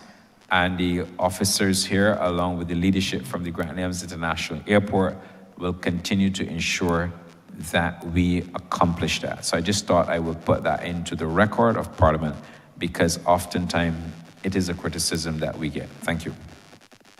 Thank you very much, Minister. Let me end at this point and commend you and your team for managing the ministry and all the various departments extremely well. This is a very, very important ministry, contributing a significant portion of the gross domestic product of this country.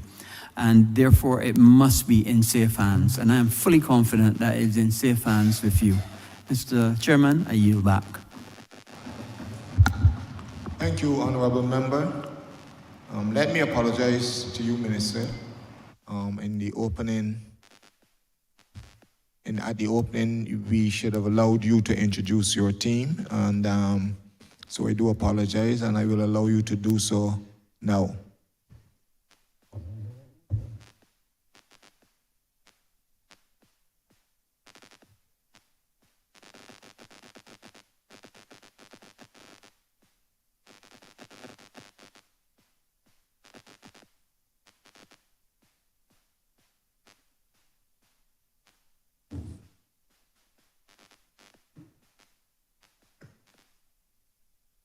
Thank you, Mr. Chairman.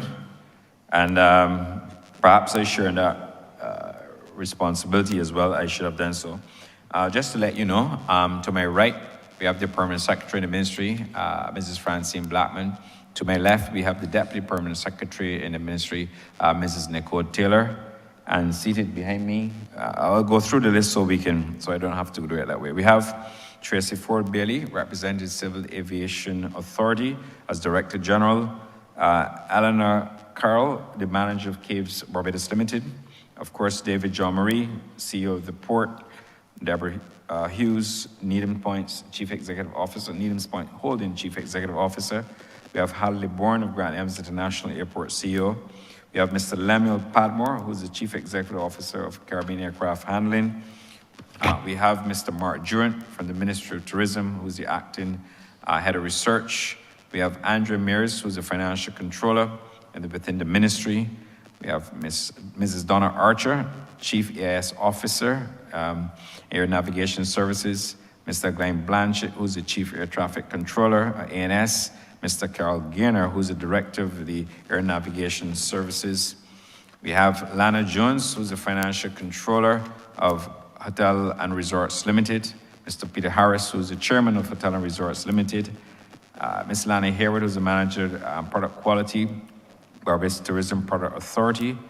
Mr. Anderson King, Director of Marketing, BTMI. Craig Hines, CEO of BTMI. Jacqueline Belgrave, Chief Technical Officer within the ministry.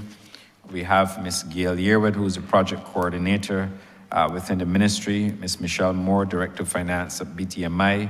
Mrs. Nicole Aline, Project Coordinator within the ministry as well.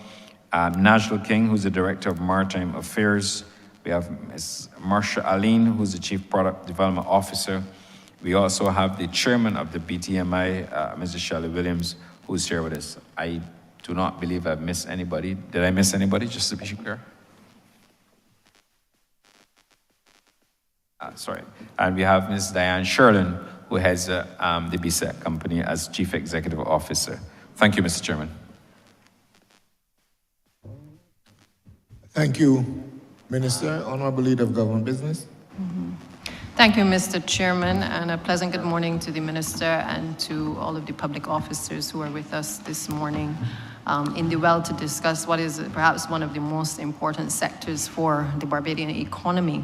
I must say, Minister, that I expected from the Leader of the Opposition perhaps some vicious attacks on not only the sector, but also those working in the sector, given that the last 48 hours has seen us certainly attacks on the most vulnerable in this country, the homeless.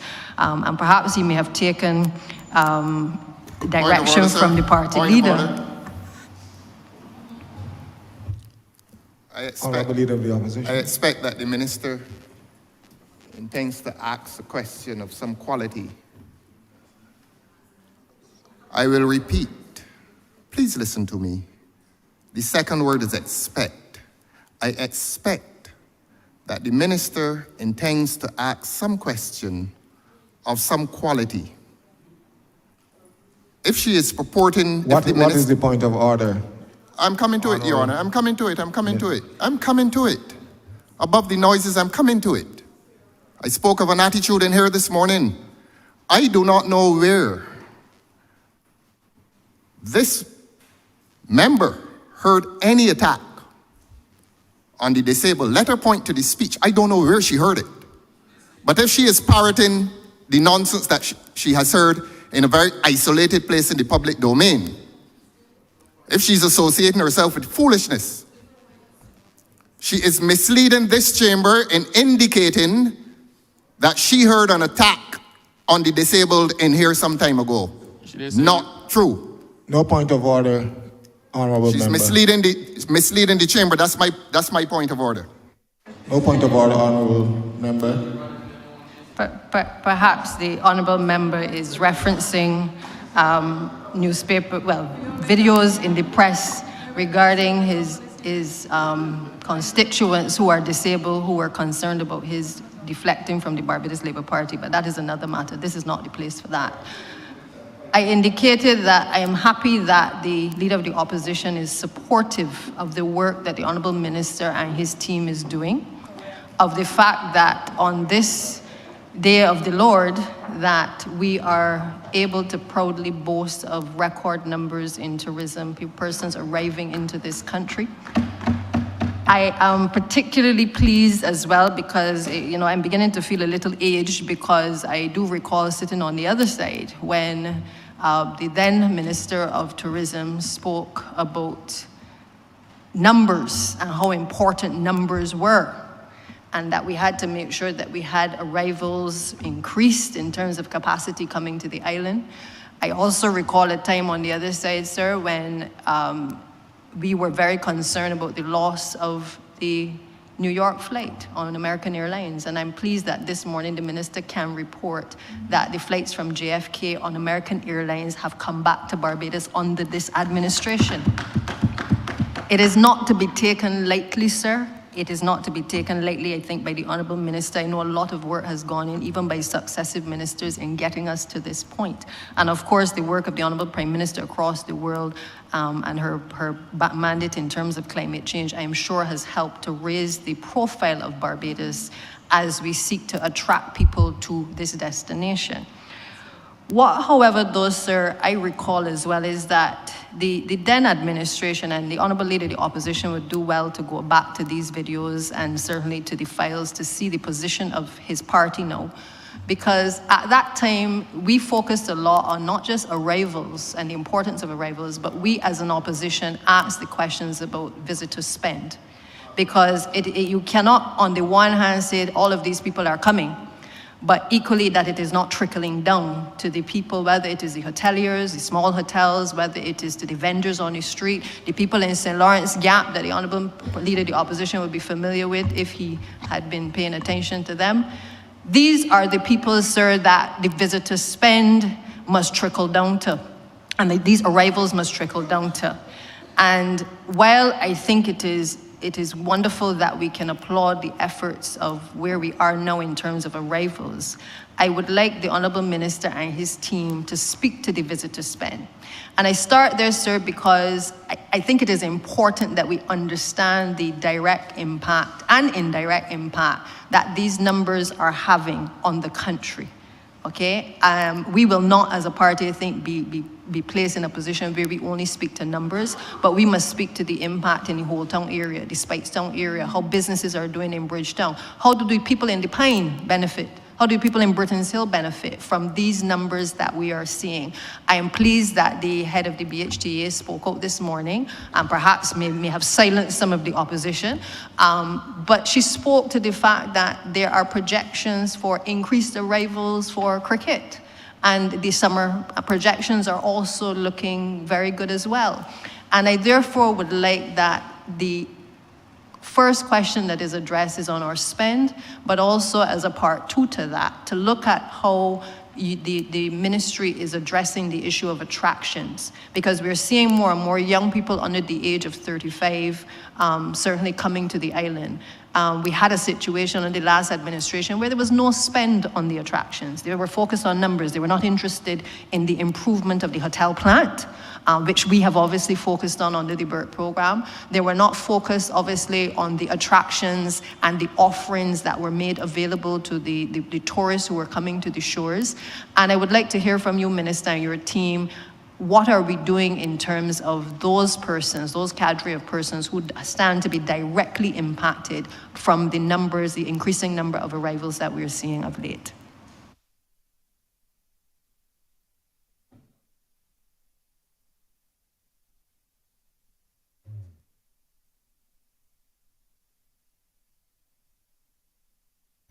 Is on? Oh, thank you. Honourable Member, the issue for us has to do with, and you're quite right, we have to obviously ensure that every visitor to this country contributes to the Barbados economy. I must admit that oftentimes we're a little too timid in our approach and how we extrapolate spend from customers. I have, in several ways, set out a number of initiatives how best we can increase visitor spend on island. In order to do so, as a destination, we have to be very creative. We have to ensure, for example, that if we are a nation with a long association of sugar and molasses and rum, that we should leverage that as part of our heritage tourism and expand our footprint in order to create even more attractions relating to heritage tourism. The Harrison's Cave has done very well. It continues to do very well in a post-COVID recovery, but they have also reinvested in the plant and created additional attractions within the historic cave that we have in St. Thomas. That is going well, and we can see all the measurable progress there. The other issue for us is that we may have to look at how we accept payments at point-of-sale terminals. There's a view long held in Barbados that customers will walk with a lot of cash.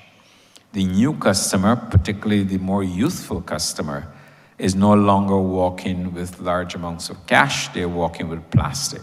And therefore, we're gonna have to augment how we deal with that in respect of electronic commerce. And that is something that we are working on. I alluded to it earlier in terms of how taxi operators operate, and obviously some have already put systems or point-of-sale systems in place. But I believe the advent or the addition of more point-of-sale systems on the island to capture additional spend will be necessary. We also, the visitor spend, obviously we rely on the Central Bank of Barbados to provide the information. And based on the numbers that I'm seeing around Barbados, it must be at the end of January, I'm sure we will see a very positive outcome in respect of spend. Recently, I had to go to a restaurant for dinner, and to get into the restaurant was a challenge. But it also tells me that if we are building out additional airlift and capacity into the destination, and the restaurants, and you can't get a restaurant booking. In fact, fortuitously, we were meeting with the team from the International Monetary Fund 2 days ago, and they told us that they were here and they were trying to get a restaurant booking, and it was proving very difficult. I'm happy that they were able to tell us that, because obviously it tells the story of tourism. But we need to have more investment in restaurants, more investment in attractions. And the reason why we have to do this is because the repeat customer who comes to Barbados on a cruise ship or a long-stay visitor would not want to come and, visit the same sites that they would have done last year. And there are greater opportunities for us now to create within communities more attractions. And this is something that we're gonna have to work on. We started some work on it, but in terms of expediting the work, it is something that I intend to pay greater attention to. Like I said, my immediate focus when I became minister was to address what I believe and I felt was the airline seat deficit issue. So we went to work on that and we dealt with that. The second line of attack was that we had to get the cruise ships here get the spend from the cruise ships on the ground going. And obviously what we're doing now is now we have additional inventory coming on stream. We now have to look at the attractions. As Minister, I have directed my permanent secretary to also execute a study, a review of attractions in Barbados, with a view to looking to see how best we can, one, assess the quality of those, also have a competitive approach, look and see what our customers in the region, what they have to offer, but more importantly, what they're charging. Because if we put additional attractions in the market and we are overpricing ourselves, then obviously that will be a competitive disadvantage. And that will be a competitive advantage to our customers within the same target group.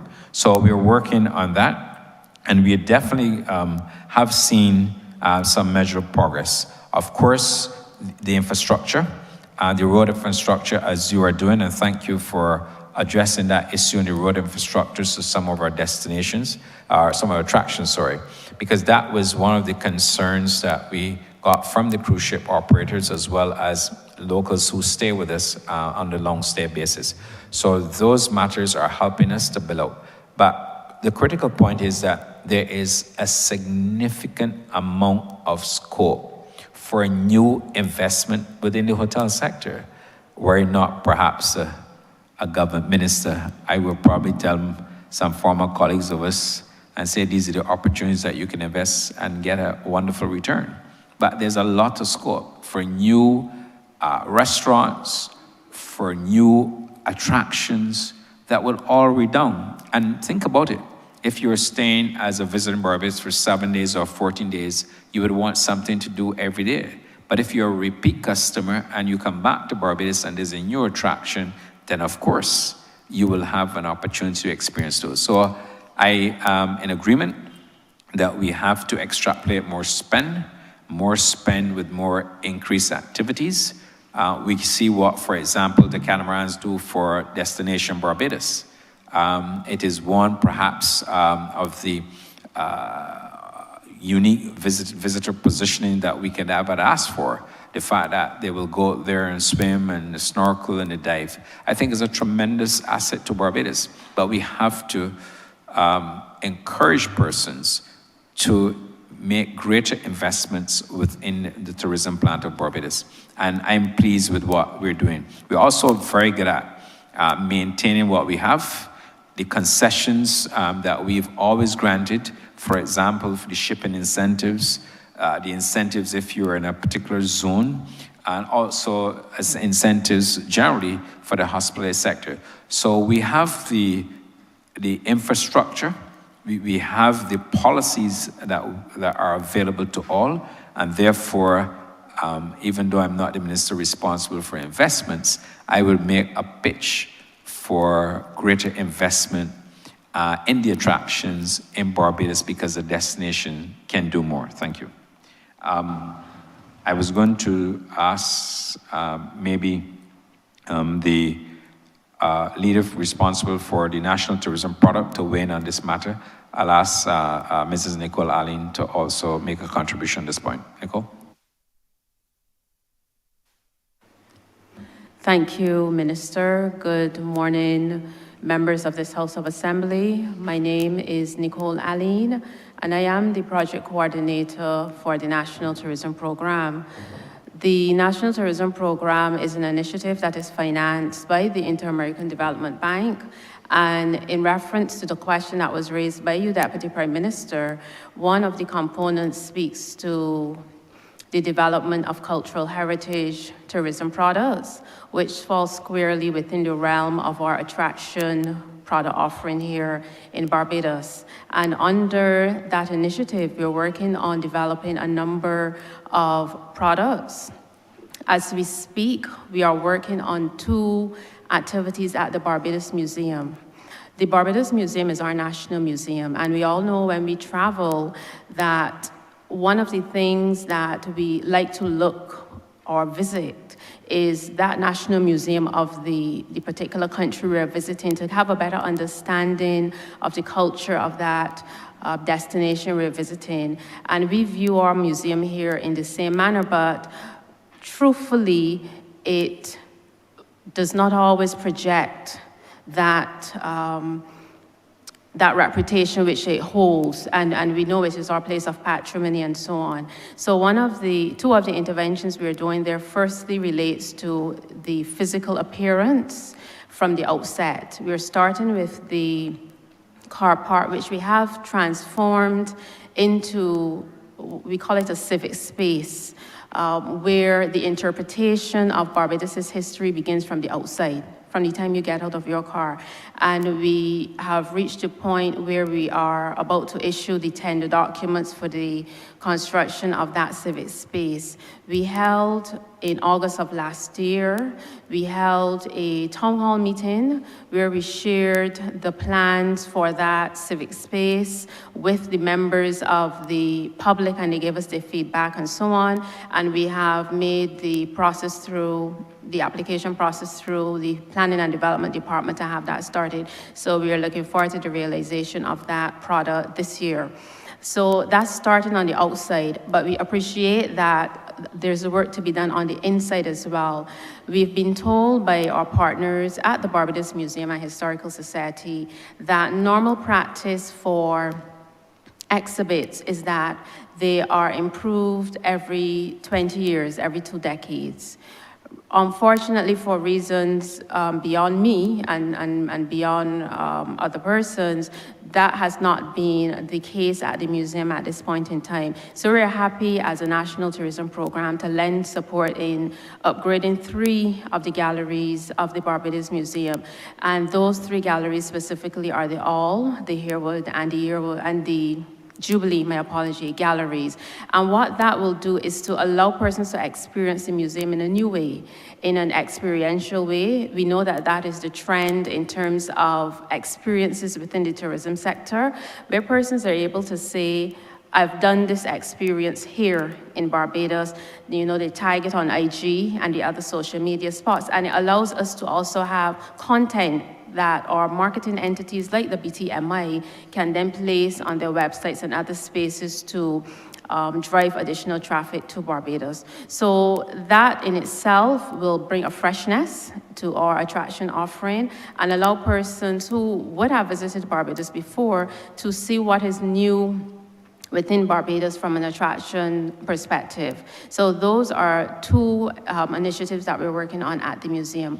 We're also working on an initiative right here within Bridgetown in terms of a visitor center and an art gallery, which will be sited in the old Town Hall building right there on Sheepside, across from St. Mary's Church. And those 2 are also significantly advanced. We're working towards having the tender documents for those 2 spaces issued this year as well. We've already done the preliminary drawings for the art gallery, and we know that that will be a fill-up for that space there. And it's also a tribute to our heritage property, bringing attention to it. You do know that historic Bridgetown and its garrison is a UNESCO or heritage property. And one of the key objectives under the National Tourism Program is also to bring attention to that as a product. There are persons as visitors whose, if you want to call it a bucket list, is to make sure they visit UNESCO or heritage properties. And we are working with the Barbados World Heritage Committee to bring that to fruition, as well as the Barbados National Art Gallery, who are our partners in advising us on the technical specifications for that space. So those are 2, and there are others. We also have the Tourist Urban Route. Chairman, I'm winding up. I see you looking at me. We also have the Tourist Urban Route, which is a walking tour, bringing attention to, again, our heritage property. And there's also work along Trevor's Way in terms of recognizing the important transit route that it is for our cruise ship passengers coming into Bridgetown. So it is bringing landscaping improvements there, bathrooms, as well as lighting, because we know that that is a current challenge at night. So those are some of the initiatives being done under Component 1 of the National Tourism Program, which relate directly to your question, Deputy Prime Minister. Thank you. And also to reinforce, we also have a tourism insights tool as part of the National Tourism Program. That tool is also going to give us, commence giving us additional spend, information on spend. So what's happening, we have an arrangement where we can see on spend on the island for Visa and MasterCard persons, Visa and MasterCard card holders, which would therefore allow us to get some additional data with respect to how we are spending. For example, one such report within a quarter can tell us how much money persons on island, that is visitors on island, they're spending on transport or restaurants or entertainment. So that is where we are with that. Once we conclude that, we'll be able, of course, to share that information publicly. But that's one such measure. The other issue, Deputy Prime Minister, is that, and it is consistent with my vision and with my goals in order to get the, improve the spend on island. And it has to move from now trickling down to pouring down. Of course, there are workers within the sector who've done well, and very well. But the idea of us now moving into other areas to cause persons who are small business persons or medium-sized businesses to benefit largely from the tourism sector. Of course, what obtains in oysters is, of course, very good for a country. In order to drive additional spend, we are seeking an approach to have on the west coast of Barbados other attractions, including culinary attractions, for Barbadians within communities to develop and to benefit from. The one good thing, which oftentimes I say is a secret in this business, is that if you ask somebody how well they're doing, they will tell you, I'm doing okay. But if you were to look beyond doing okay, you will know that they're doing exceedingly well. And tourism has a lot of retention on island, but we have to ensure that our attractions are repositioned where necessary. But above that, we also have to look and see where are the new trends in tourism and how Barbados and Barbadians could benefit from those new trends. And I believe once we continue to, in this vein, we will move from trickling down to pouring through and down for Barbadians in the sector. Thank you. Well, thank you for the responses, both from yourself, Minister, and from Ms. Aline. I come from a background as well of running a rum shop, a very successful rum shop. Pork chops, chicken wings, and rum was what the tourists wanted to, in a sense, experience. And they didn't just want to experience food and alcohol, but they wanted to experience the notion of being able to be in the same space with locals, being able to play a game of pool, being able to take ice out of a bowl that is shared by Barbadians as they're pouring a drink of rum. And I feel very strongly that experiences are the direction in which we must focus, and creating experiences that make us stand out apart from the rest of the region. You go to St. Kitts, you can do a real rare experience. You go to Mexico, I think it's a blowhole experience similar to what we have at Animal Flower Cave. I remember in St. Lawrence Gap as well, we have in the Bath Village area, I used to show people the pots that we catch the fish in. And that became a talking point. I think these are simple things that sometimes we miss, because while we're doing all this stuff at the museum, which is important, I am very concerned that we have to find a way to trickle the benefits, the outpouring of monies into communities. That people who, for instance, are playing road tennis in the Pine have an opportunity to be able to teach tourists when they come to Barbados how to play road tennis. We should be taking advantage of our relatively safe description in certainly amongst the other Caribbean territories. And I think we need to leverage that a lot more in being able to bring those types of experiences to people. I've had the benefit of working with destination management companies, not necessarily directly through the ministry, but indirectly. And I can tell you that there are tremendous opportunities for volunteerism to be able to play an even bigger part in trickling down those monies and experiences into communities. And by that I mean companies who are bringing tourists to Barbados, but within their marketing, they are also encouraging those persons who are coming to Barbados for sun, sea, sand to also give back to the country. And I think that this is an area which, again, with the help of the entities who are already doing it, perhaps the ministry, BTMI, can perhaps look at that a bit more clinical now and find ways to encourage persons to give back more. I give you the example of companies who come to Barbados and they want to give back to the poor. They may want to assist, for instance, my charity with a soup kitchen. They may want to feed people in a community. They may want to paint the steps over at the Parkinson Resource Center. They buy the paint, they're spending money in the local economy, which of course is contributing to the numbers that we are seeing in terms of our growth, but they're also getting to experience working with locals. They're getting to go into communities that ordinarily are not on the radar for when we are marketing in the traditional way.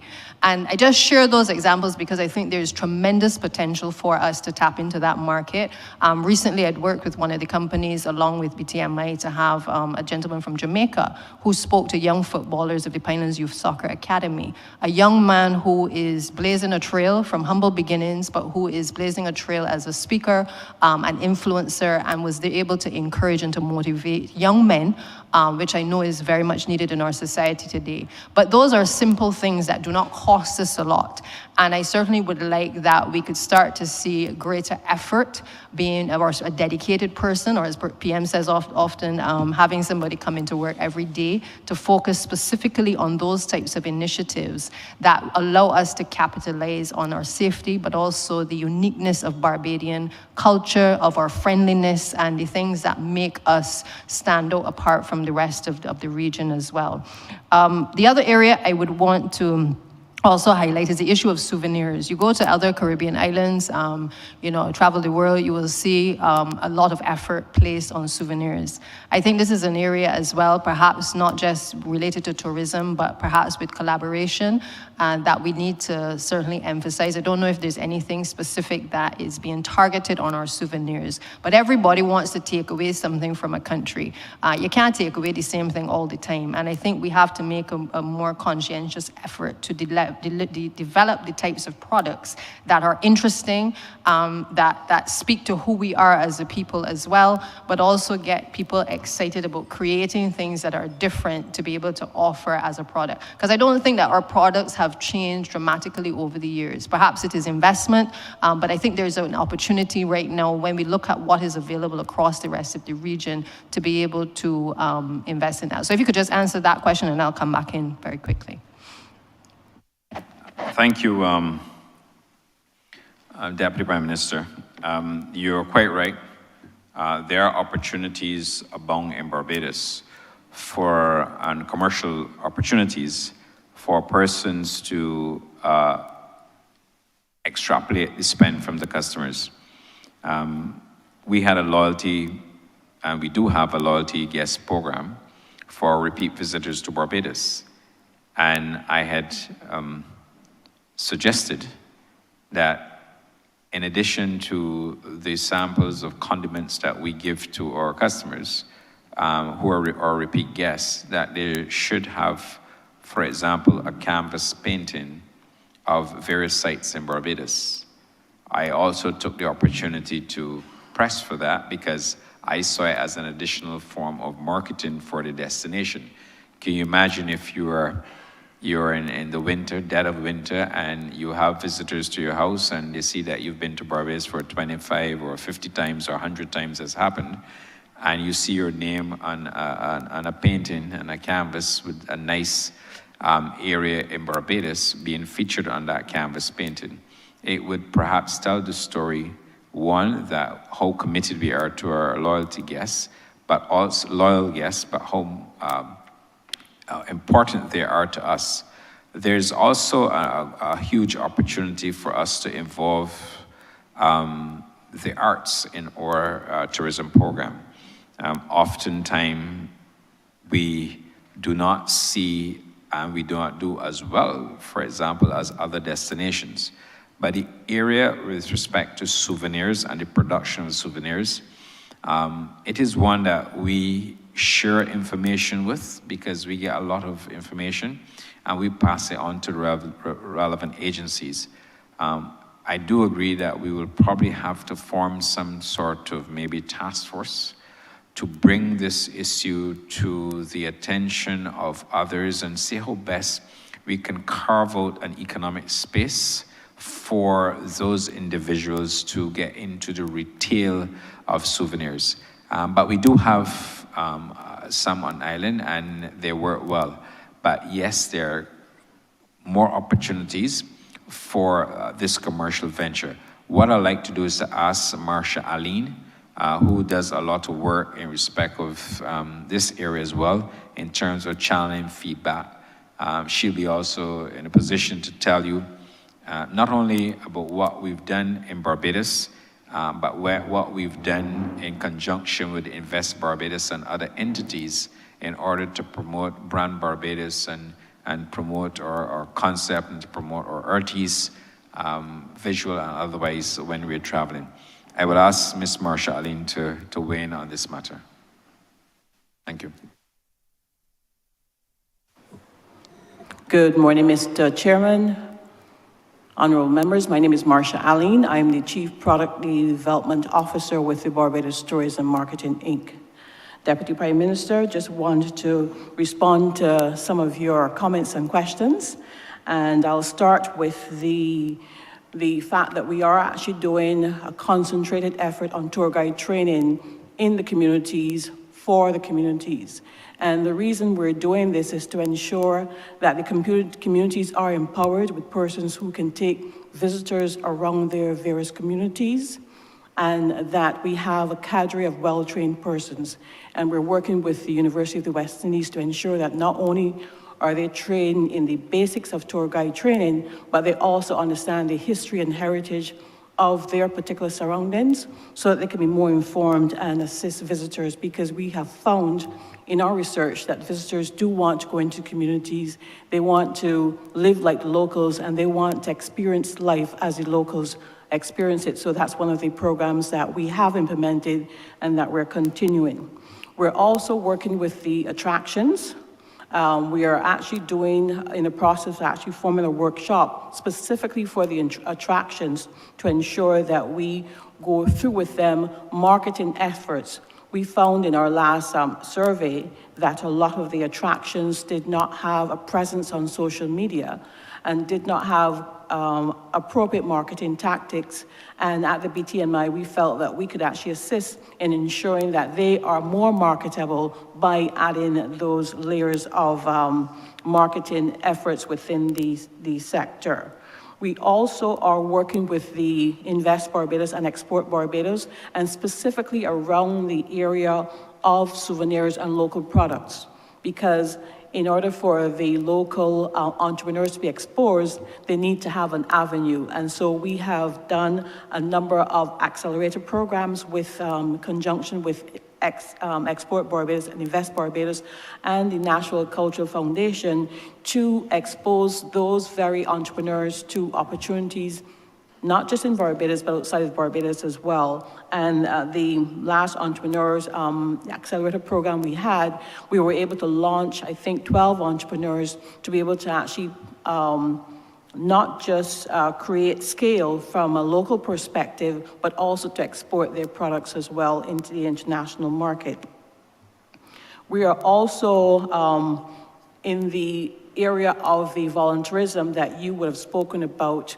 we have a volunteerism program within the BTMI, and what we are working on is to ensure that that is established in a more formalized way, because on a weekly basis, we do get visitors asking us for opportunities to volunteer within schools, to give back in some way. We have found in our research again that the new traveler is actually traveling with a purpose. And there's actually a program called Pack with a Purpose that was established by some visitors, and they pack a suitcase every time they actually come to Barbados. They've been coming here for over 40 visits plus, and they pack a suitcase, and they have a relationship with the St. Lawrence Primary School, and they actually exchange gifts with those students on a continual basis. And what we've been able to do is expand that program to other areas across the island, especially on the West Coast, and we found a lot of the visitors who do come to Barbados, they're packing an extra suitcase and they are bringing very, things that can be used within the schools, but they're also working within the schools to actually repaint schools and give back in some way, form, or fashion. We are also, from a cultural heritage perspective, we have actually partnered with the University of the West Indies to ensure that the taxi operators, especially those at the Bridgetown Port, who do tours on a continual basis, have the expertise and are given the information from a cultural heritage perspective to identify the various cultural heritage areas around the island, so that their tours can also be more impactful and they can tell the story of Destination Barbados as well.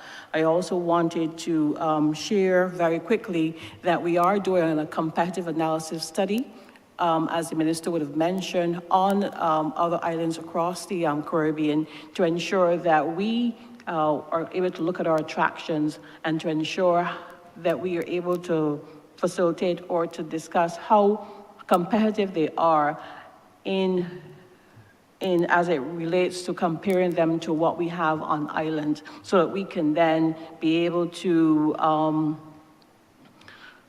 ensure that we have the right type of experiences that our guests are actually looking for, and the price points are in line with what is happening within the rest of the Caribbean. Thank you so much. Okay, thank you as well. What I'd like to do as well is to ask my Permanent Secretary to weigh in, and following the Permanent Secretary, I'll also ask Mrs. Nicole Aline to weigh in as well. Thanks.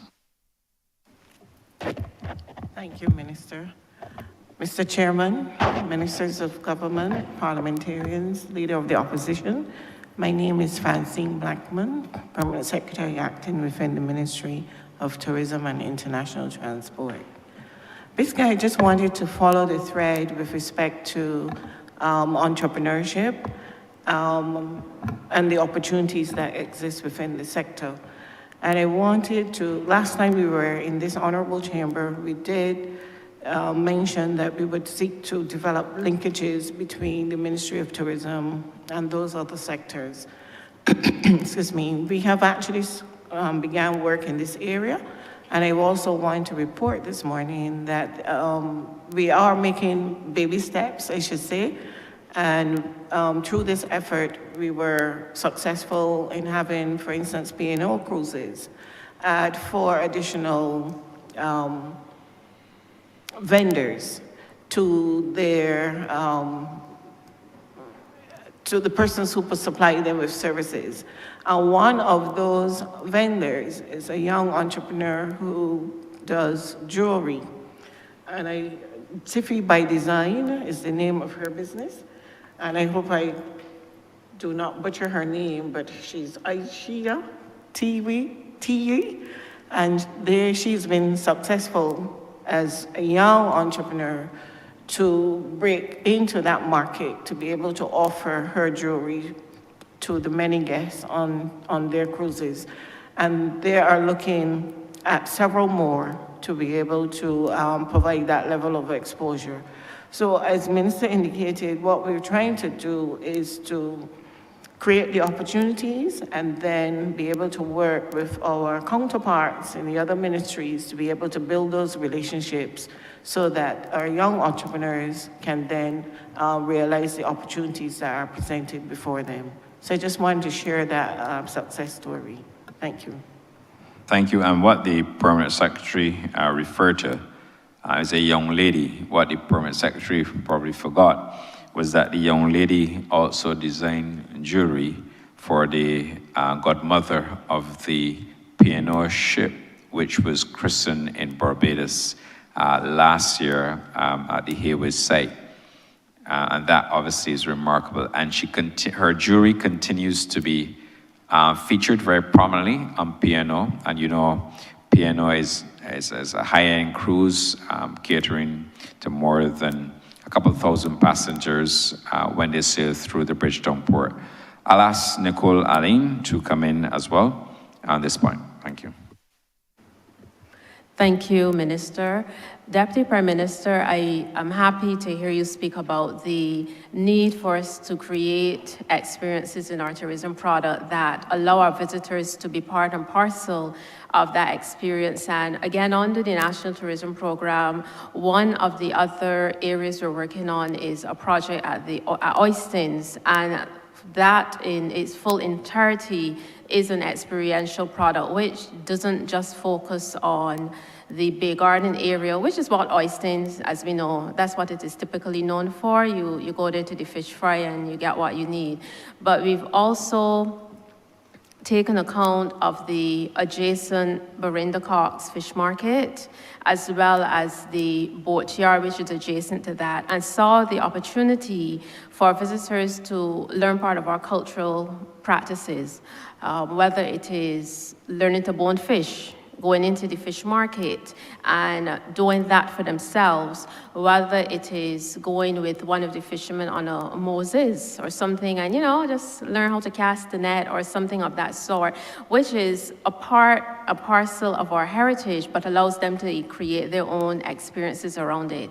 And the other advantage of that is that it creates another revenue stream for those persons. You spoke about the opportunities for income to be generated you referenced the persons in your constituency, for example. So we have those persons who would typically have a revenue stream during a certain period because it's, you know, directly related to fishing, the fishing season and so on. But here's another opportunity that is now created directly through the tourism sector for them to have an additional revenue stream where they are teaching visitors part and parcel of what it is that they do every day, and that in its entirety, as I said, is an experiential product. So we are with you in making sure that whilst we give attention to those other aspects of our product in terms of the physical upkeep and improving them, that we also give due recognition to the creation of experiential products. So we are very much with you on that same wavelength. Thank you. Thank you, Minister, and to your team for clarifying the efforts that are currently being made. As I said, I have been speaking about this, the experiential tourism, for quite some time, and I'm happy to hear that there are these efforts on its way. And I hope that more resources can be placed in that direction with a dedicated, certainly, team to be able to tap into that area. My final question, though, takes me to the issue of airlift. I know that, Minister, you raised a number of destinations from which we are going to shortly be seeing more flights coming from. I remember, again, being on the other side and hearing the boast of airlift going and coming from Brazil, for instance. And I don't know that we have, and you can tell me whether we have actually seen the benefits of the opening up of new markets, such as the Brazil market. I know that recently we have tapped into the Cayman market, and we have said that we will subsidize the seats in the interim until such time as, I guess, we start to see an improvement in our numbers. But I don't want to now be government and not ask these difficult questions, because while we have to tap into these markets and we have to open up Barbados to the rest of the world, and we have to sometimes spend money and take a loss at times, I would not want us to at any point be compared to the last administration in that we are tapping into a market and we don't have a proper strategy as to how we're going to build out that market. And so I would want that in also speaking to where we are with Brazil, I would also like you to speak to the plans for Cayman, the strategy, because it is not an airline, I guess, that the traditional American resident would perhaps utilize. So I want to understand where is our strategy, while as an interim measure, we are obviously taking some of the hit in terms of the costs. And do you feel that that market is going to yield us the benefits that perhaps the Brazil market certainly didn't under the last administration? Thank you very much, Deputy Prime Minister. So the strategy for us is to get additional airlift into Barbados. The issue for us, as you well know, we don't have an airline. On the United States routes, we are not paying any revenue guarantees whatsoever. When the question of the Cayman Islands, when Cayman Island Airways was first broached, I said to them, it is a new market that we're exploring. And if you're going to explore a new market, you obviously have to maintain a level of support. Now, we have done the Cayman Islands arrangement because, one, we want to boost arrivals from the Caribbean into Barbados. That's one, as we've done with several other carriers. For us, the Cayman Islands gives us an opportunity to tap into flights from the west coast of Barbados. We have an opportunity whereby we can go to the west coast, California, San Francisco, San Fran, and those areas, to drive traffic through the connection because they have a flight leaving that destination, coming into Cayman, and then connected into Barbados. As I said to the when I spoke at the when I was invited to speak at the BHTA quarterly meeting, new markets do take time. We've seen that with COPA when COPA came to Barbados, and we moved from 1 flight per week, and we now have 4 flights. We are working on additional flights from that, because ideally what I like to do is to, with the team, is to take that to a daily service, and we're beginning to see that it is possible. We don't want to in any way bastardize flights. We don't want to compromise ourselves. And what the airlines have always said to us, you're going to start, we'll grow it, and we'll build it incrementally. So the Cayman Islands flight is an opportunity, even though, yes, and I admitted that we are paying to ensure that we maintain the lift into Barbados. It is a growing market. It is helping us as well with some traffic from out of Jamaica and Cuba and elsewhere coming into Barbados. But beyond that, what is at stake for Barbados in terms of a strategy? If you are living in the Cayman Islands, or those of you who visited Cayman, will know that there's a huge expatriate British population, amongst others, on that island. The challenge for that market is that they don't have any airlift out of Cayman Islands going into the UK. They have to travel to Miami, or they have to go to other destinations. And therefore, the strategy is to have multi-destinational traffic coming into the market. You are living or staying in Cayman, we will leverage an opportunity for you to come to Barbados and spend a couple of days before you then take a direct flight to go to the UK, for example. There's a huge premium there for us, but like I said, objectively, it does take time to build a market. And every market we've gone into, including the ones that are now our major source markets, it has taken time to grow. Obviously, we are putting additional resources in terms of marketing support behind the market, behind the gateway. And very shortly, we will be announcing another marketing initiative exclusively designed to have somebody on the ground there to further build out the strategy for multi-destinational traffic. And that is how you have to do. In business, you have to take risks. And therefore, if you're going to take risks, you will likely get some returns. And for us, it is not a risk. There's a huge Barbadian diaspora living in the Cayman Islands. But beyond that, like I said, There are also connecting points in Cayman that can also drive additional business to Barbados. We are fortunate at the time when we got that flight that there were few other airlines who were prepared to extend the olive branch to us to come into Barbados. And we are grateful for their support, and we will continue to do so. In respect of Brazil, unlike what we've not done is that we've not said that we're going into Brazil as a country. The mistake that was made in the past, which led to, in my judgment, a reduction and ultimately cessation of flights out of Brazil, was because it never had, in my judgment, a Latin American strategy. When I joined the ministry, I said to them, this is a new and emerging market known as Latin America, and we're going in there. You have a director, Corey Garrett, who's based there, living there with a team, and his job is to build out the entire Latin America. He's done a great job, because when you move from one plane coming into Barbados, one flight coming into Barbados per week, now you've moved to 4, and the load factors are good. I recall last year when I went with my team to visit the Copa Airlines headquarters to see their president. He said to me, if we had the aircraft, if they didn't have production delays, he would happily give us a daily service, because he said to us the load factors at that point in time were excellent.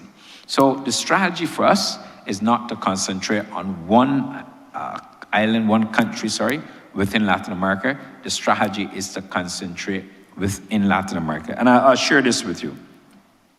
Barbados recorded substantial growth in 2023 from the Latin American market, including Venezuela, which grew by 431%, Brazil, 74%, Costa Rica, 71%, Argentina, 54%, Colombia, 32%, and of course, Panama.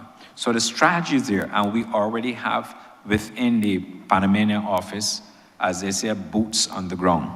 And we also have representatives in Brazil as well who represent us. And officers who are there responsible for other areas. It's a lucrative market.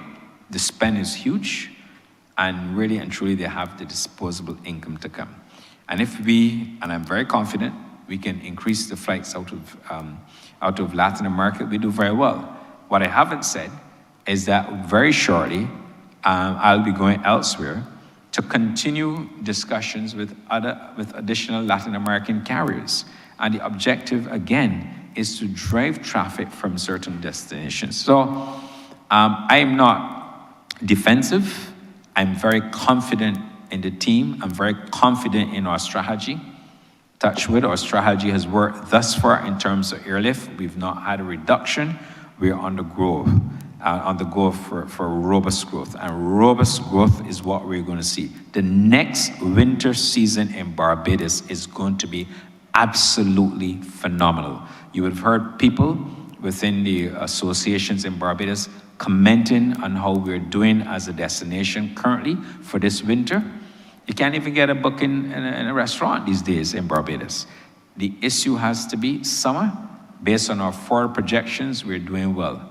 But ultimately, the strategy can't be a one-island strategy in Latin America. It has to be a multi-focus strategy within the Latin American market in order to drive business. The other thing I will say, and I know that this was raised some time ago that we are paying for empty seats, but a former administration spent $42 million in revenue guarantee within a 5-year period.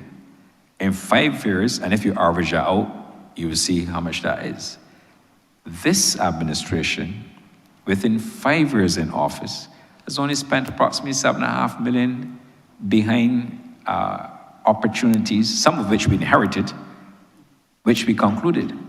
And I'm also pleased to say that if we have to incentivize airlines to come to Barbados, as we've done in the past, then within our means necessary, we have to do it.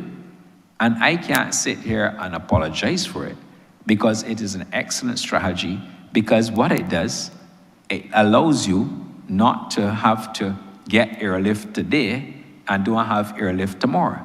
But the other issue, truth be told, is that you're seeing airlines moving away from that concept. And like I said earlier in my presentation, there's not one single carrier coming into Barbados from the United States that we are paying a minimum revenue guarantee for. Not one. And I can tell you about the other markets as well. We will do and we will continue to do what is known as behind the gateway marketing. We have to support the market, because if we don't support the markets behind the gateway, then we can't drive the traffic to Barbados and we will lose airlift. But when you look and see also not only United States market, what is happening in the British market, how do you explain that Virgin took a decision to add additional 2 flights to Barbados between January and March, in addition to the other flights? And the growth, and how do you explain that British Airways continues to remain confident in this destination, and they will soon be adding their new luxury Dreamliner aircraft to Barbados? And of course, you know, they'll be celebrating their 70th anniversary this year. And the country will demonstrate how grateful we are to that airline for all they have done around that time when it comes to the 70th anniversary celebrations. So I'm not going to be on the back foot on this issue. I'm going to be on the front foot. We have a lot, the yields that we get, the revenues that we earn from tourism. If we don't drive tourism as an economic ministry, what happens? The country wouldn't have enough foreign reserves to pay its way, and we'll be struggling. Thankfully, we're not in that position today. And thankfully, I know that this administration will beat all records that were previously set in respect of tourism arrivals and earnings. Thank you. Thank you, Minister. And just as I close, again, I want to commend the entire team for the presentation, certainly the clarity as to what distinguishes us from them, where we are at this present time, but also where we intend to go within the tourism sector.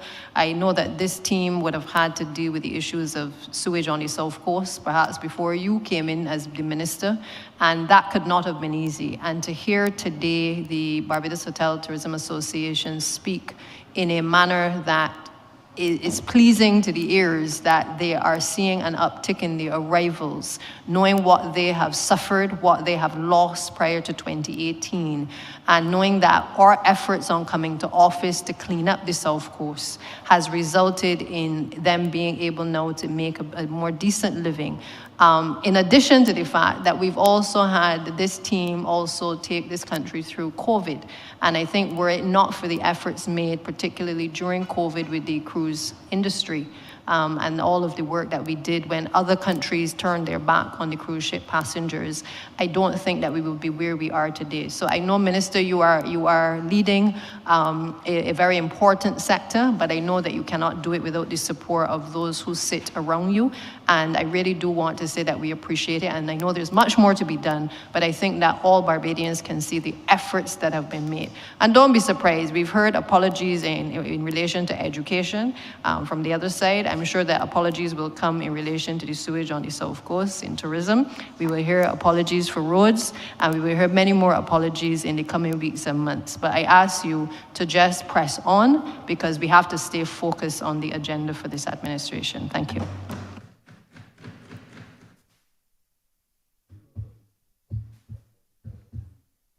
Thank you, Honourable Leader of Government Business.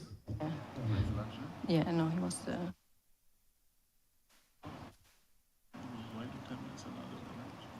Lunch isn't ready, right?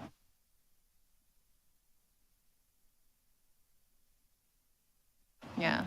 Mr. Chair, I beg to move that you do now report progress to His Honor the Speaker, and beg leave to sit again. The question is that I do now report progress to His Honor the Speaker. Beg for leave to sit again. All honourable members in favour, say aye.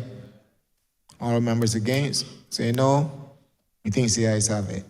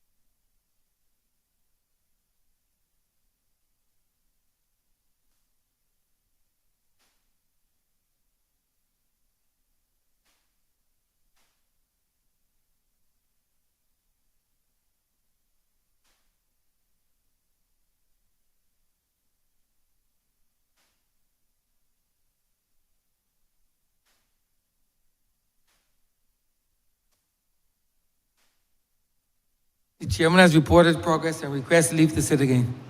Honourable Leader of Government Business. Yes, thank you, Mr. Speaker. I beg to move the suspension of the House until 12. Question that this honourable chairman be suspended until 12. All those honourable members in favor, please say aye. Aye. Those against, please say no. Me think the ayes have it. This honourable chairman stands suspended until 12.